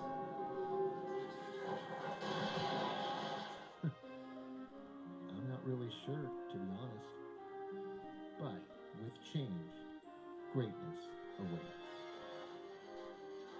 Into Sunrise. Yeah. Well, I featured that clip recently on the channel. What was I going to say? Oh, here. That little fighting force. You can go which way you want. Oh, you really did. Oh boy, at that point, I had a retainer in my mouth, and I was like a lot of times slurring my words with that retainer. somebody did just say it. Sony's still kicking. It is. It's amazing that Sony is still kicking. They are doing amazing, guys. Like I have a PlayStation 5. I really like it. Yeah, they're awesome. It's awesome that they're still around. We'll see what great games come out this year. Yeah, PS4 greatness awaits. I'm glad you caught that, Jacobians. Also, I like that line about Uncharted that I wrote, if I do say so myself. Pat myself on the back. But no, I do. Sometimes, when you write stuff, you kind of like, as a writer, you write something clever and you're like, that's a good line. And I do. I like that line. We were in uncharted territory way before Uncharted ever came out. And it's true. It's very true. Let's see. Can we get some Atari in before I have to hit it? Especially the 7800 episode. Ask Jacobians. I think so, man. I think little Atari's in order. In fact, I've been meaning to do it. I have footage for another Atari episode. It's coming. Maybe after this next Dreamcast episode. But for sure, Emily says bowl cut kid is adorable. He's a good guy. I still talk to him sometimes.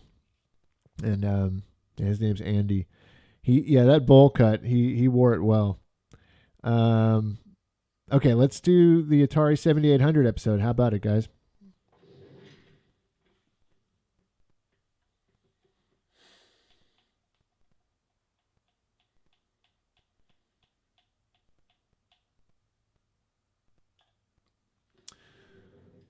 So the Atari 7800, here, let me...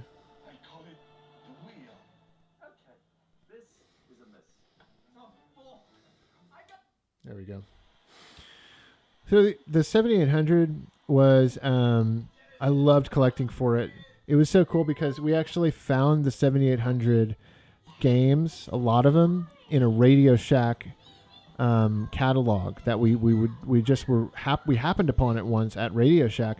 I was flipping through the catalog, and it was an old catalog, had a bunch of old stuff in it, including a warehouse that they had full of Atari 7800 games. And we ordered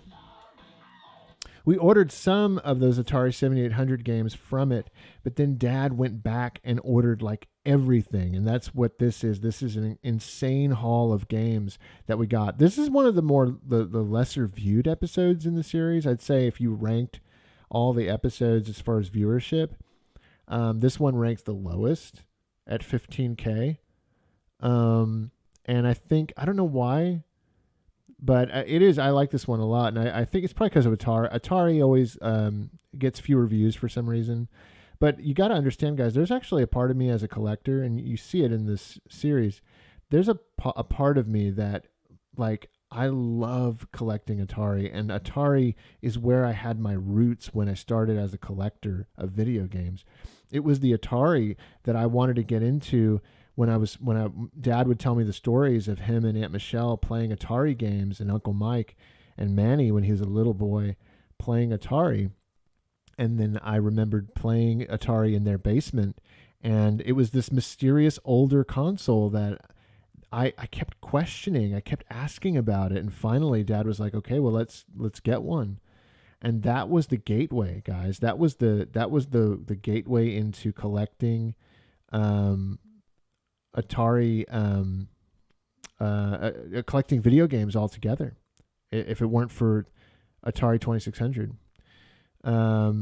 Never played the 7800. Yeah, looks decent. Yeah. 15K, Tyler, that's a population of a small town. Nothing to scoff at. Yes, I know. No, and I by no means was I trying to be like, 15K is paltry. What I meant by that is just that in the span, of all of my videos that are the main series, for some reason it's the lowest. And I guess it's because it's Atari. I guess. And no, that's a great number. No, I'm not trying to say it's a low number by any means. Okay, let's continue. Atari 7800. What did I want? Well, they were right. I wanted Atari. The year was 1994, and despite owning modern 16-bit consoles like the Super Nintendo and Sega Genesis, my retro life was becoming increasingly more retro. Whoa, isn't that beautiful? I was a kid of the 90s, but my dad was an even bigger kid. fueled with a love for movies, rock music, and video games, of which there was no bigger name than Atari. Man, can't get much cooler than that, can you? With Dad's influence, I was bit by the collecting bug at the age of 8 years old. We can't get the bananas. He even surprised me with a brand new Atari 2600 one day after school. It's the Atari! After that, my retro fever was on the rise, peaking at a temperature of 7,800 degrees, and the only cure was an Atari 7800. I'll let Dad take it from here. Tyler's in school, but some more Atari news has happened since last you saw our episode. We have located the only, the rare... Oh, sorry. Got wrong button.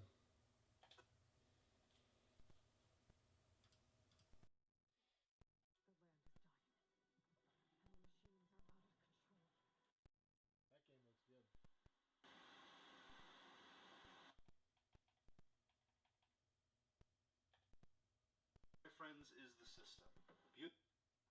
There we go. Right around here. And Sega Master System. Arcade quality. Right around here, maybe. An Atari 7800. I'll let Dad take it from here. Tyler's in school, but some more Atari news has happened since last you saw our episode.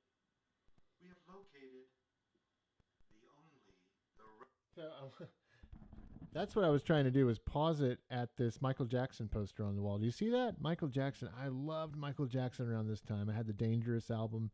I was obsessed with him at this point in my childhood.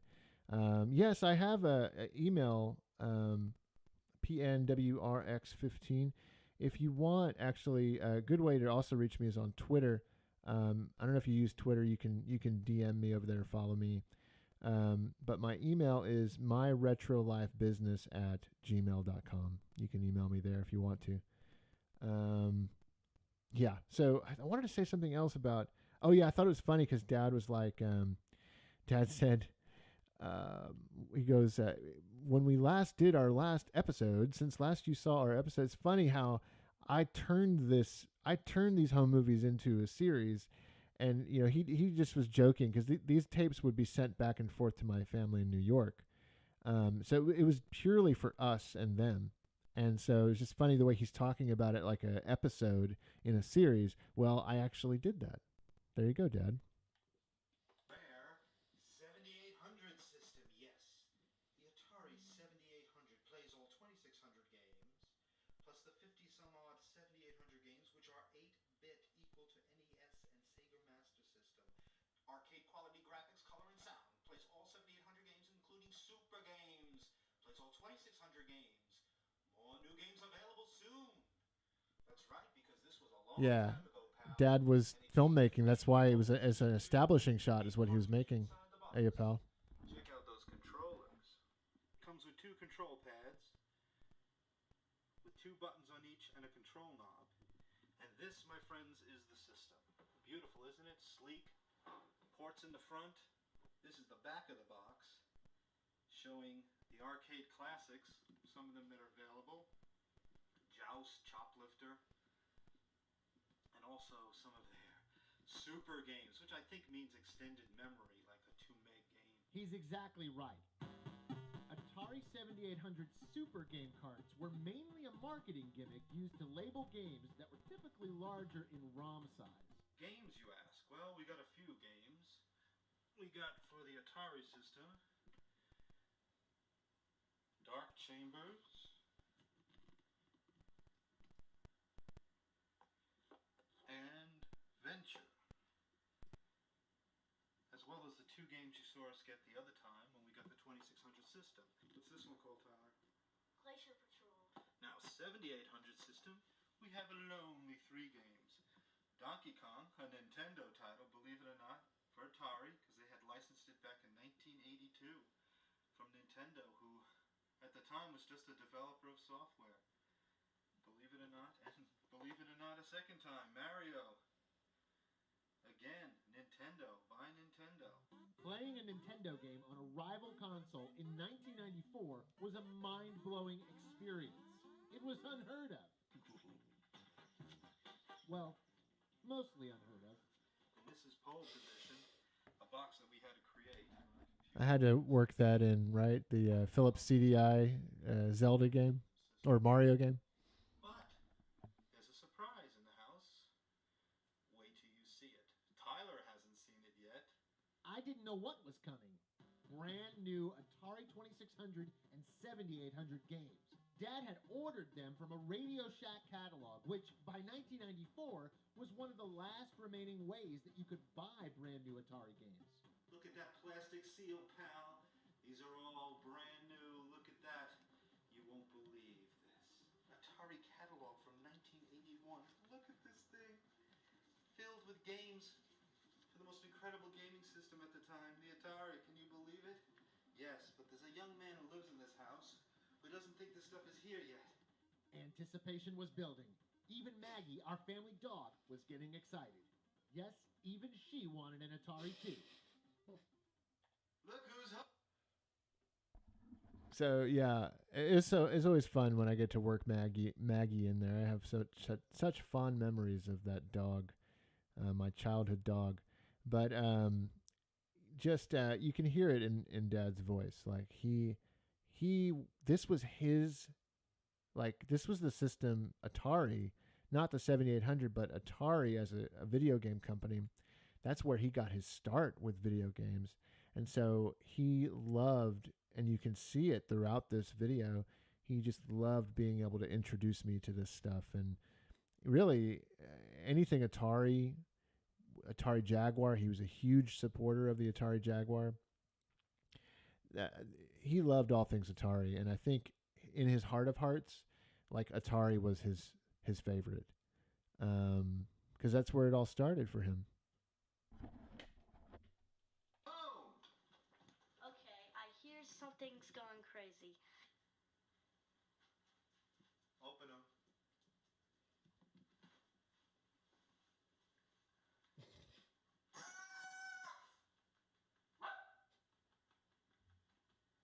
I forgot about Maggie barking. Universal measurement instant. Yeah. Advertisements.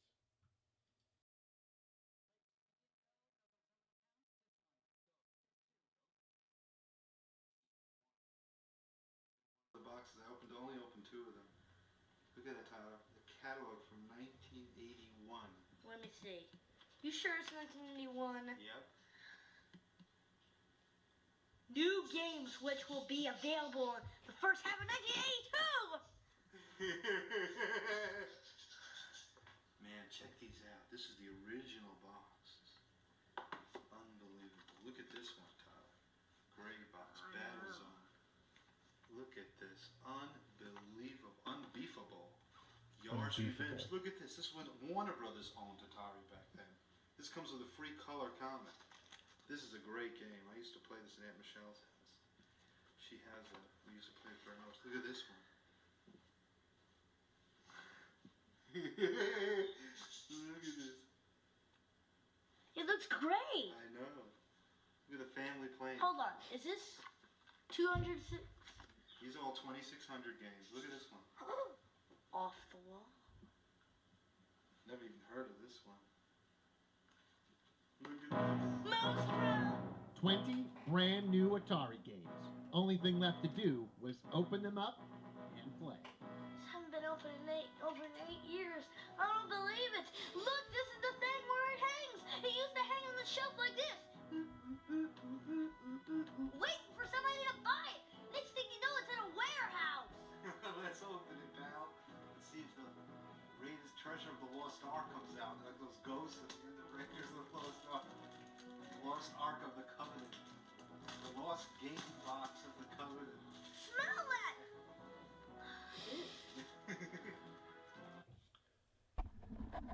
So that became a running gag in my family and between me and Dad, is to smell. And I did. This is the first time I did it, but to open up old shrink wrap on an old video game that we'd found, the treasure that we'd found, and to smell it and act as if it stunk, like it was smelly because it was so old. We did that a lot. I did that a lot.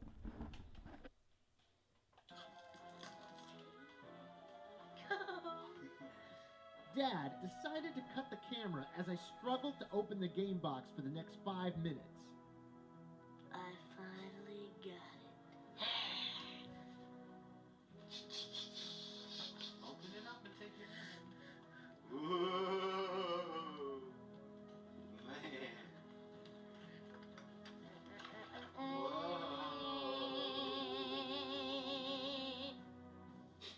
Discovering these lost gaming treasures, games that weren't on the radar of other kids my age.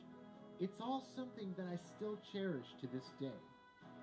It's pretty safe to say that at this point in my retro life, I didn't just want Atari, I wanted it all. And Dad was there with the camera, waiting to record every treasure that we found.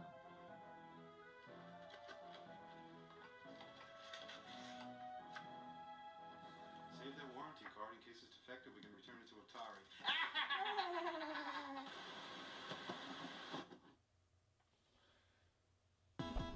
You know, I love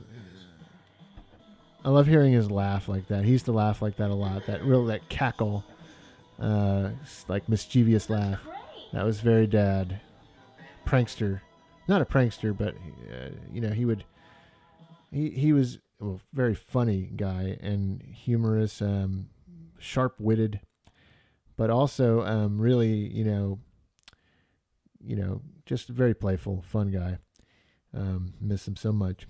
So cool getting to share these videos and watch these with you guys. First time I've ever watched multiple episodes like this with fans of the show. Really cool and special. So thank you guys for tuning into the stream tonight. I do believe, hey, what's up, Stefan? Or Stephanie? Sorry if I'm always getting your name wrong. It says, hi, Tyler. Happy to the 50K. Yeah, thank you for saying that. 50,000 subscribers. It's pretty wild. Pretty wild, guys, and you are all a part of it. Thank you guys so much for 50K. It's fantastic. What a milestone. Halfway to 100,000. That blows my mind. You know, when we one day get there, and I do believe we will one day get there, that's going to be crazy and really wild. But as a token of my appreciation for all of you, I want to go ahead and do this giveaway. Hey, what's up, Arthur? Hey, Tyler, congrats on hitting 50K. To the next 50K, yes. Hey, pal, has your friend Brian seen the Killer Instinct video? Yes, he has. Yeah, he really likes it.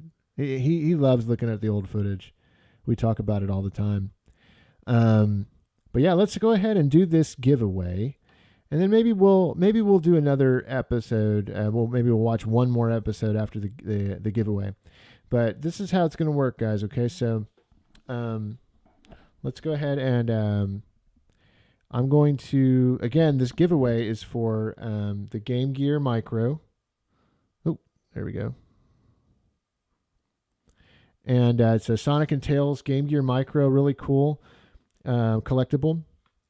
And if you follow me on Twitter and if you go to the Twitter page, you'll see that my DMs are open right now.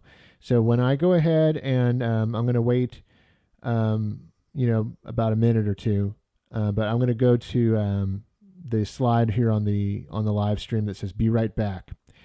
And when we're on that break, go ahead and DM me. We'll actually do. Let's not do that many minutes, actually, now that I think about it, or else I'm just going to get like tons of DMs, like for all of you trying to win this in the giveaway. I'm going to actually only keep it up for maybe like 20 seconds. Okay. And then when I come back, I'll stop accepting them. And whoever gave me the last DM, they will get the Game Gear Micro. Okay, let's go ahead and do it. Let's do it to it. Here we go, guys.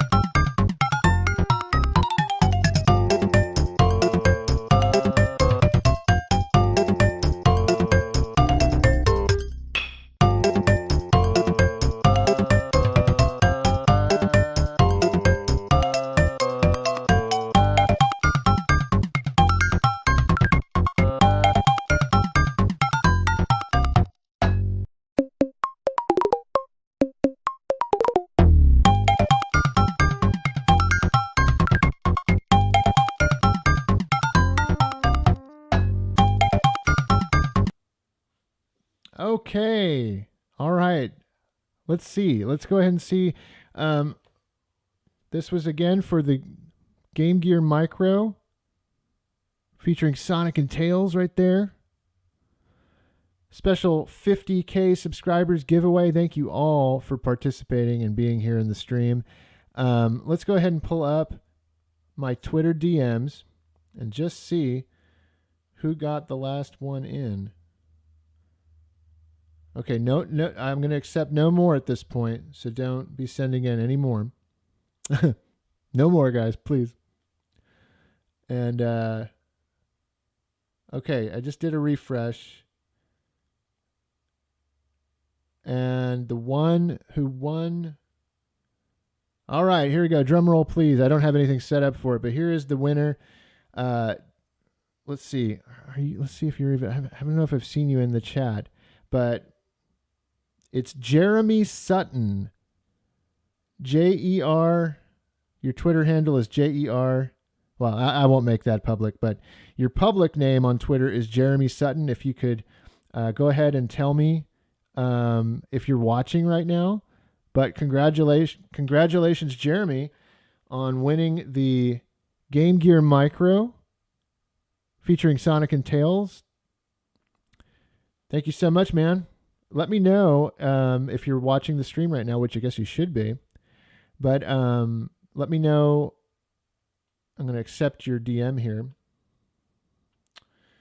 And let me know if you can send me your mailing address where I can send this to you, and I will gladly get it out, happily get it out. Thank you so much for being a part of this. It's been awesome.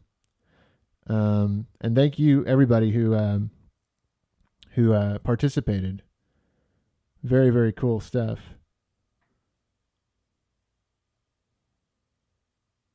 All right. Yeah, just making sure he was the last one to come in. I want to make sure. I already said he was the winner, but yeah, he was. Jeremy, you are the winner. So make yourself known here in the chat if you're watching. Would love to have everybody talk. Everybody's saying congratulations to you here in the chat. But yeah, that was awesome. That was really cool. Looking forward to sending that to you, Jeremy.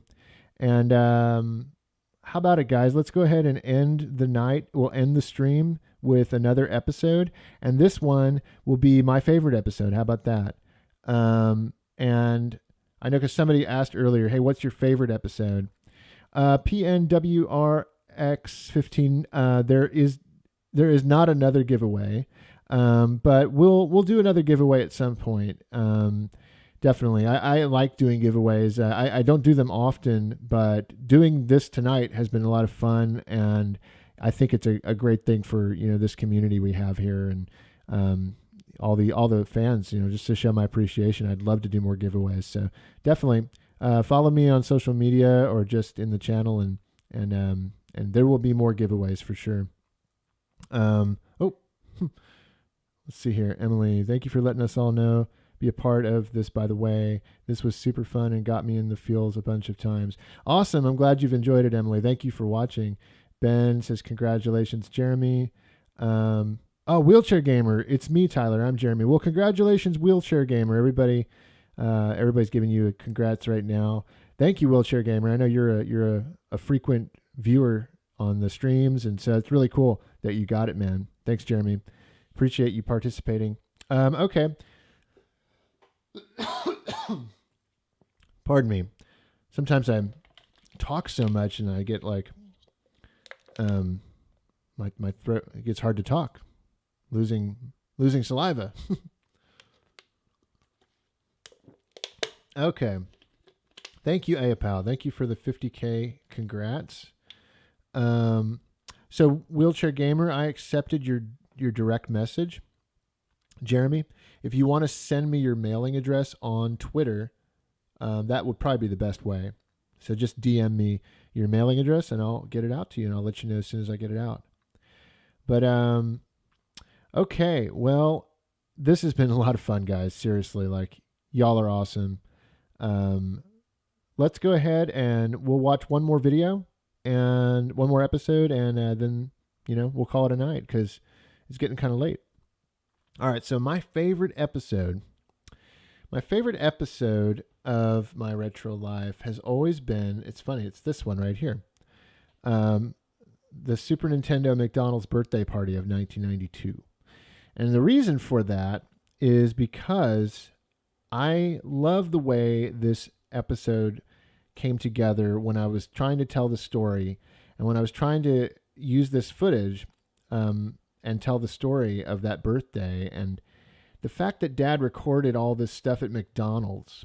I spent so much of my childhood, like so many of us did, at McDonald's restaurants, that combined with the Super Famicom stuff that was happening with us in 1992 around the time of this birthday, it just, I don't know, for whatever reason, and the way that the story came together with the music that I was able to find and use, and this was, I tell you, probably the first My Retro Life episode I produced where I was like, okay, really feeling like I was honing in on the style of the show, the writing. I felt like my writing was getting better.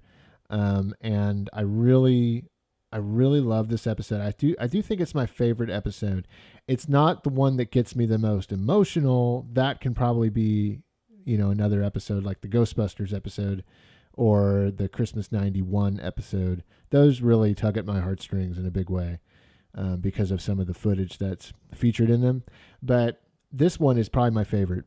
And this is I'd say this is probably my favorite episode. So here we go. The Super Nintendo McDonald's birthday party of 1992.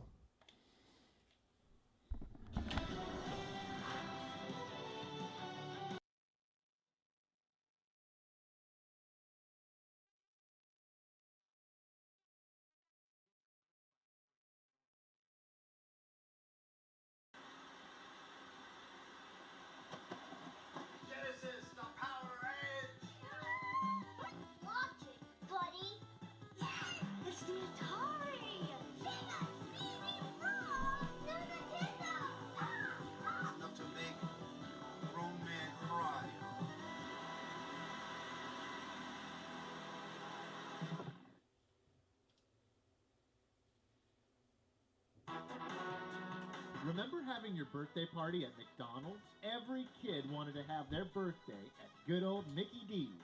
And at the age of 6 years old, I was no different.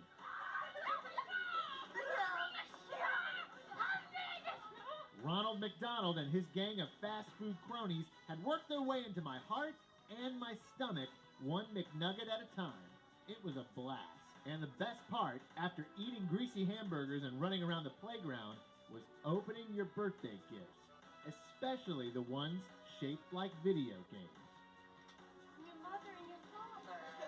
Oh. But hold on, there was a lot that happened in the year leading up to this moment, namely, getting a Super Nintendo. Getting a Super Nintendo at the age of 5 really changed the way I looked at games.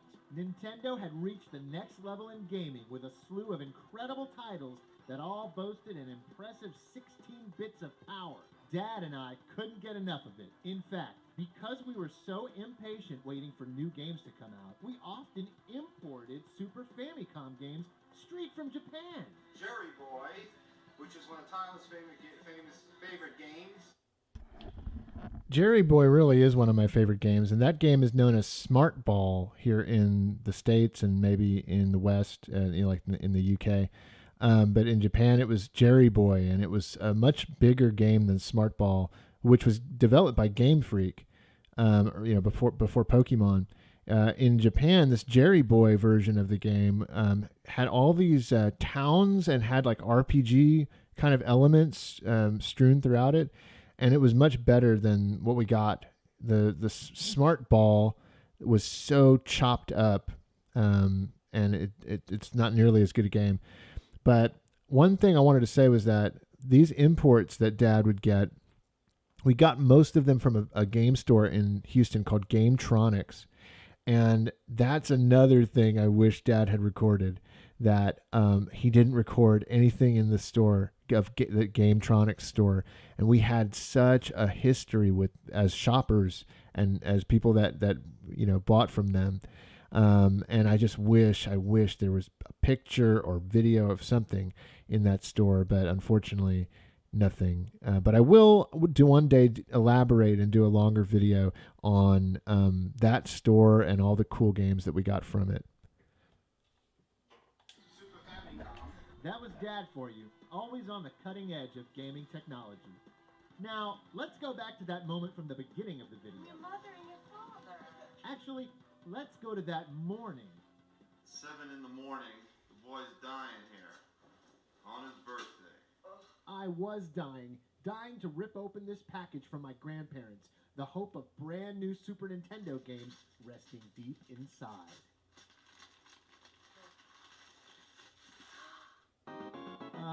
What was this thing? It was not a Super Nintendo game. In fact, I didn't know what it was. Tyler's Toy. taxi. Taxi. See, your taxis for the dog. It was something my grandmother no doubt saw in a catalog and thought, oh, he'd love that. And I was a good enough kid to appreciate it, but my heart pumped to the beat of a 16-bit tune, something she just didn't understand. That's where Mom and Dad came in. And those clothes are from Mommy and Daddy, too. Yes! Russian beat! Wow! Rushing Beat, the first installment in a trilogy. I was probably the only kid in Texas, maybe the entire United States, that ever shouted, "Yes, Russian Beat," which I called it Russian Beat, but it's Rushing Beat, not Russian Beat. But I had played it, so the reason I have that reaction, this was called Rival Turf. This game by Jalico, it was called Rival Turf in America, and it was another Super Famicom game that got chopped up big time when it came to the States. And I had played it at the Gametronics store on the store kiosk, and so I knew what it was. I knew that I had wanted it. Specifically, this Japanese version is what I wanted. So that's why I'm so excited. I think I was the only kid in America who ever shouted that. It's so funny. Beat-em-ups released in Japan. It came to America as a game called Rival Turf, sporting terrible localized U.S. box art. Thanks, Dad. Thanks a lot. Yes, yes, yes. What about Mommy? Thank you, Mommy. You're welcome, honey bunny. What was in this other gift wrapped in foil? What can this be? Oh, Ultraman. Little Ultraman. Yes! Little Ultraman was in fact the Great Battle 2 Last Fighter Twin, a beat-em-up released exclusively in Japan and featuring super deformed versions of popular live-action Japanese TV characters. Oh, yes! Is that what you wanted? Yes, sir. Super Famicom games. This was a pretty big deal. Japanese versions. Importing Super Famicom games wasn't the cheapest hobby, but Dad loved it. See this cool shot of the boxes? He ate this stuff up. It was as much for him as it was for me. So one thing about the process of making these games, specifically in the earlier episodes, I don't know if I've stayed true to this in later episodes, but you just heard the music in that part of the episode was from F-Zero. It was the music that plays after you after you finish a race, and I tried to be very specific with the music I pick on the show, particularly this episode. All the music comes from games that came out in 1992, if I'm not mistaken. There's a lot from R-Type, Super R-Type, and you just heard F-Zero. And so that's something I'm very conscious of, trying to immerse you into that year with the music too, not just the visuals. What does it say? Japanese. Ladies and gentlemen, our takeover of General Motors is complete. Dr. Evil. Dr. GM's ultimate Evil.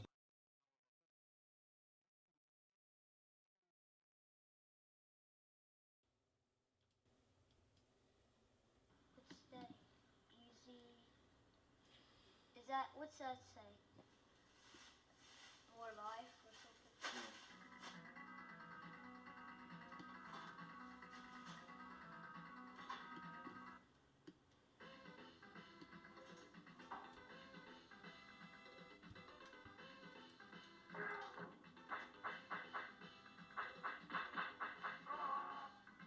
As the morning came to a close, it was time to get ready for my party, which brings us back to where this all started.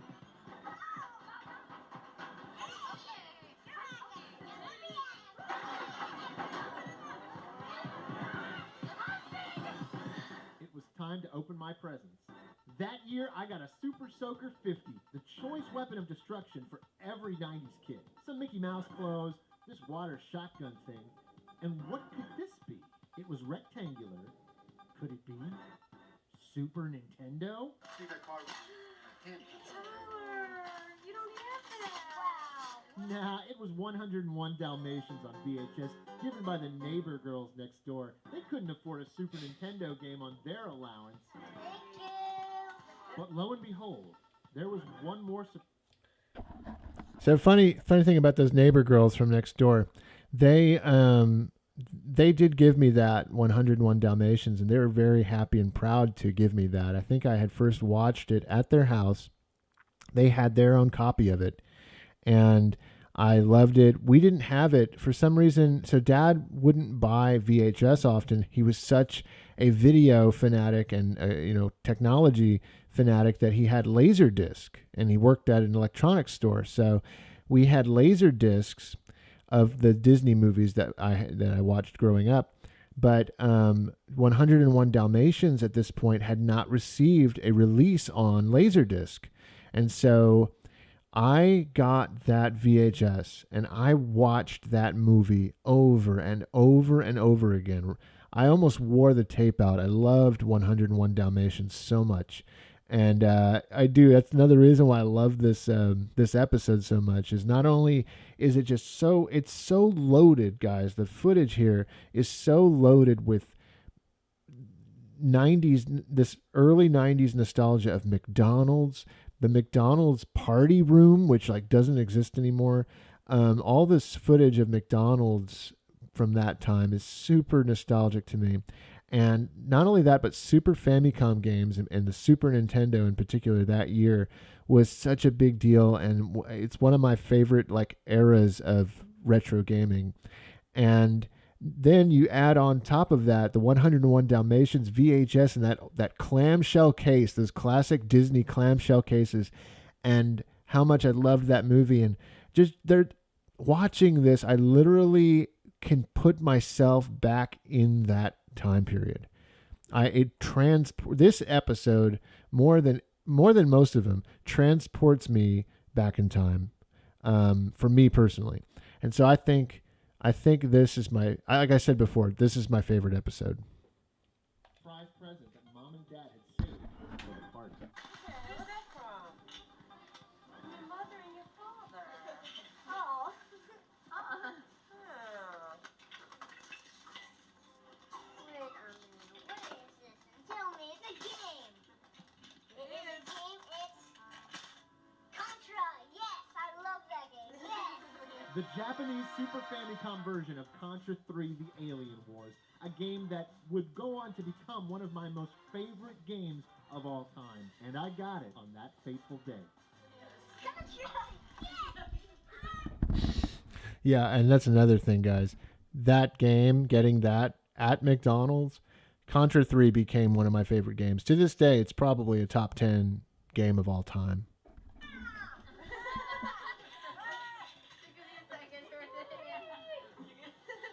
You don't have the exploding candles? No. We asked for exploding candles. Exploding candles. Everybody, when we count to 3, I want you to start singing Happy Birthday. Happy birthday, dear Tyler. Happy birthday to you. The candles.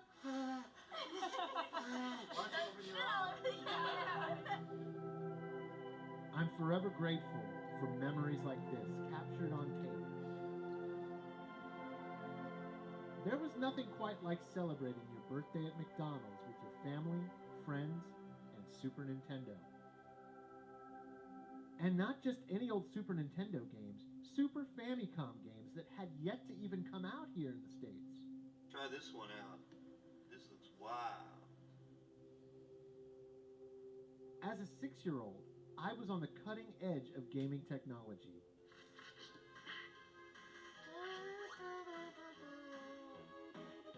I received some really excellent gifts that year, but now I was playing with power. Super power.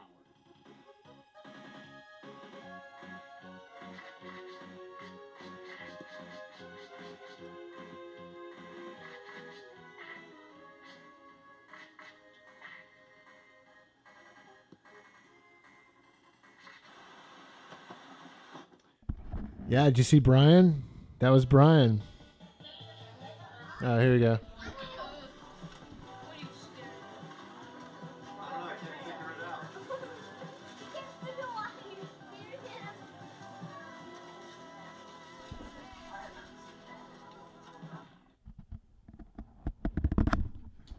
Yep, that was Brian, all right. And he's my oldest friend. He's been my friend since we were 3 years old, actually.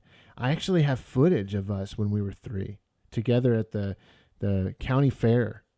Dad recorded us at the county fair with mom and dad at the county fair. 1989, 3 years old. And that was my 6th birthday right there. So Brian's been there since the beginning. He certainly has.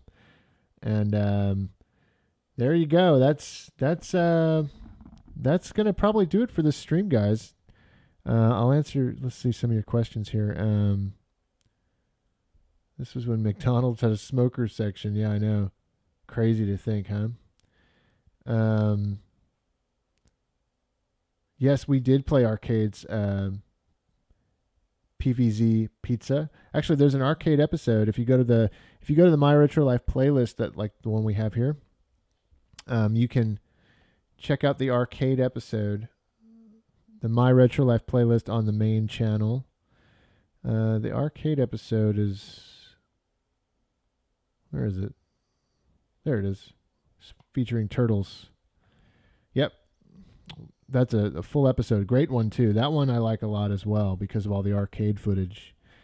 But I do have to end the stream. I have to call it a night. It's getting late, as I'm sure it's late for all of you. Thank you so much for staying up with me tonight and celebrating this 50K celebration, 50,000 subscribers. Such an awesome milestone that I am very, very happy about, obviously, and just, you know, I'm thankful for all of you who tune in, watch the streams, watch the episodes, the videos. You guys are who you're what makes this channel, you know, go. You give me the motivation to continue making videos and content because you comment, you talk to me. There's a community here that you know, I've gotten to know a lot of you over the years through this, and it's super cool. Super thankful to be able to do this stuff, and as you all know, and probably have learned a little bit more about in this stream, making these videos is very special to me, but even more so sharing these memories and getting to share Dad with all of you, getting to share him with other people and see in the comments and of the videos and just over the years that he is still making an impact in people's lives. I have gotten some of the sweetest and nicest comments about how Dad makes them want to be like that for their kids, and they want to be a dad like that. And that to me is just amazing. And so it makes it so special. But anyway, yes, thank you guys so much for being here. This has been a momentous occasion for the channel in the history of the channel. And yeah, I see all your comments here. Yeah, thank you for the congrats. Thank you so much, guys. Kevin, thank you. PN WRX15, thank you.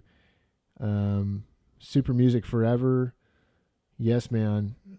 Oh yeah, Shadowgate. I love Shadowgate. We'll have to do a stream of Shadowgate with Manny, cousin Manny. He can beat that game. Maniac Mansion too, he could beat. Cool. All right, Kurt X, I see you there.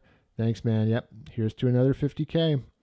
And Wheelchair Gamer, I will be looking for your direct message on Twitter, and I look forward to sending you congrats again on winning the Game Gear Micro in the giveaway. I'll be sending this to you. Yep, that's right, APAL. We're almost at 51K. That's what's been amazing. The growth here is just crazy. You've got some really good momentum, and I'm just really glad that everybody's enjoying it like they have.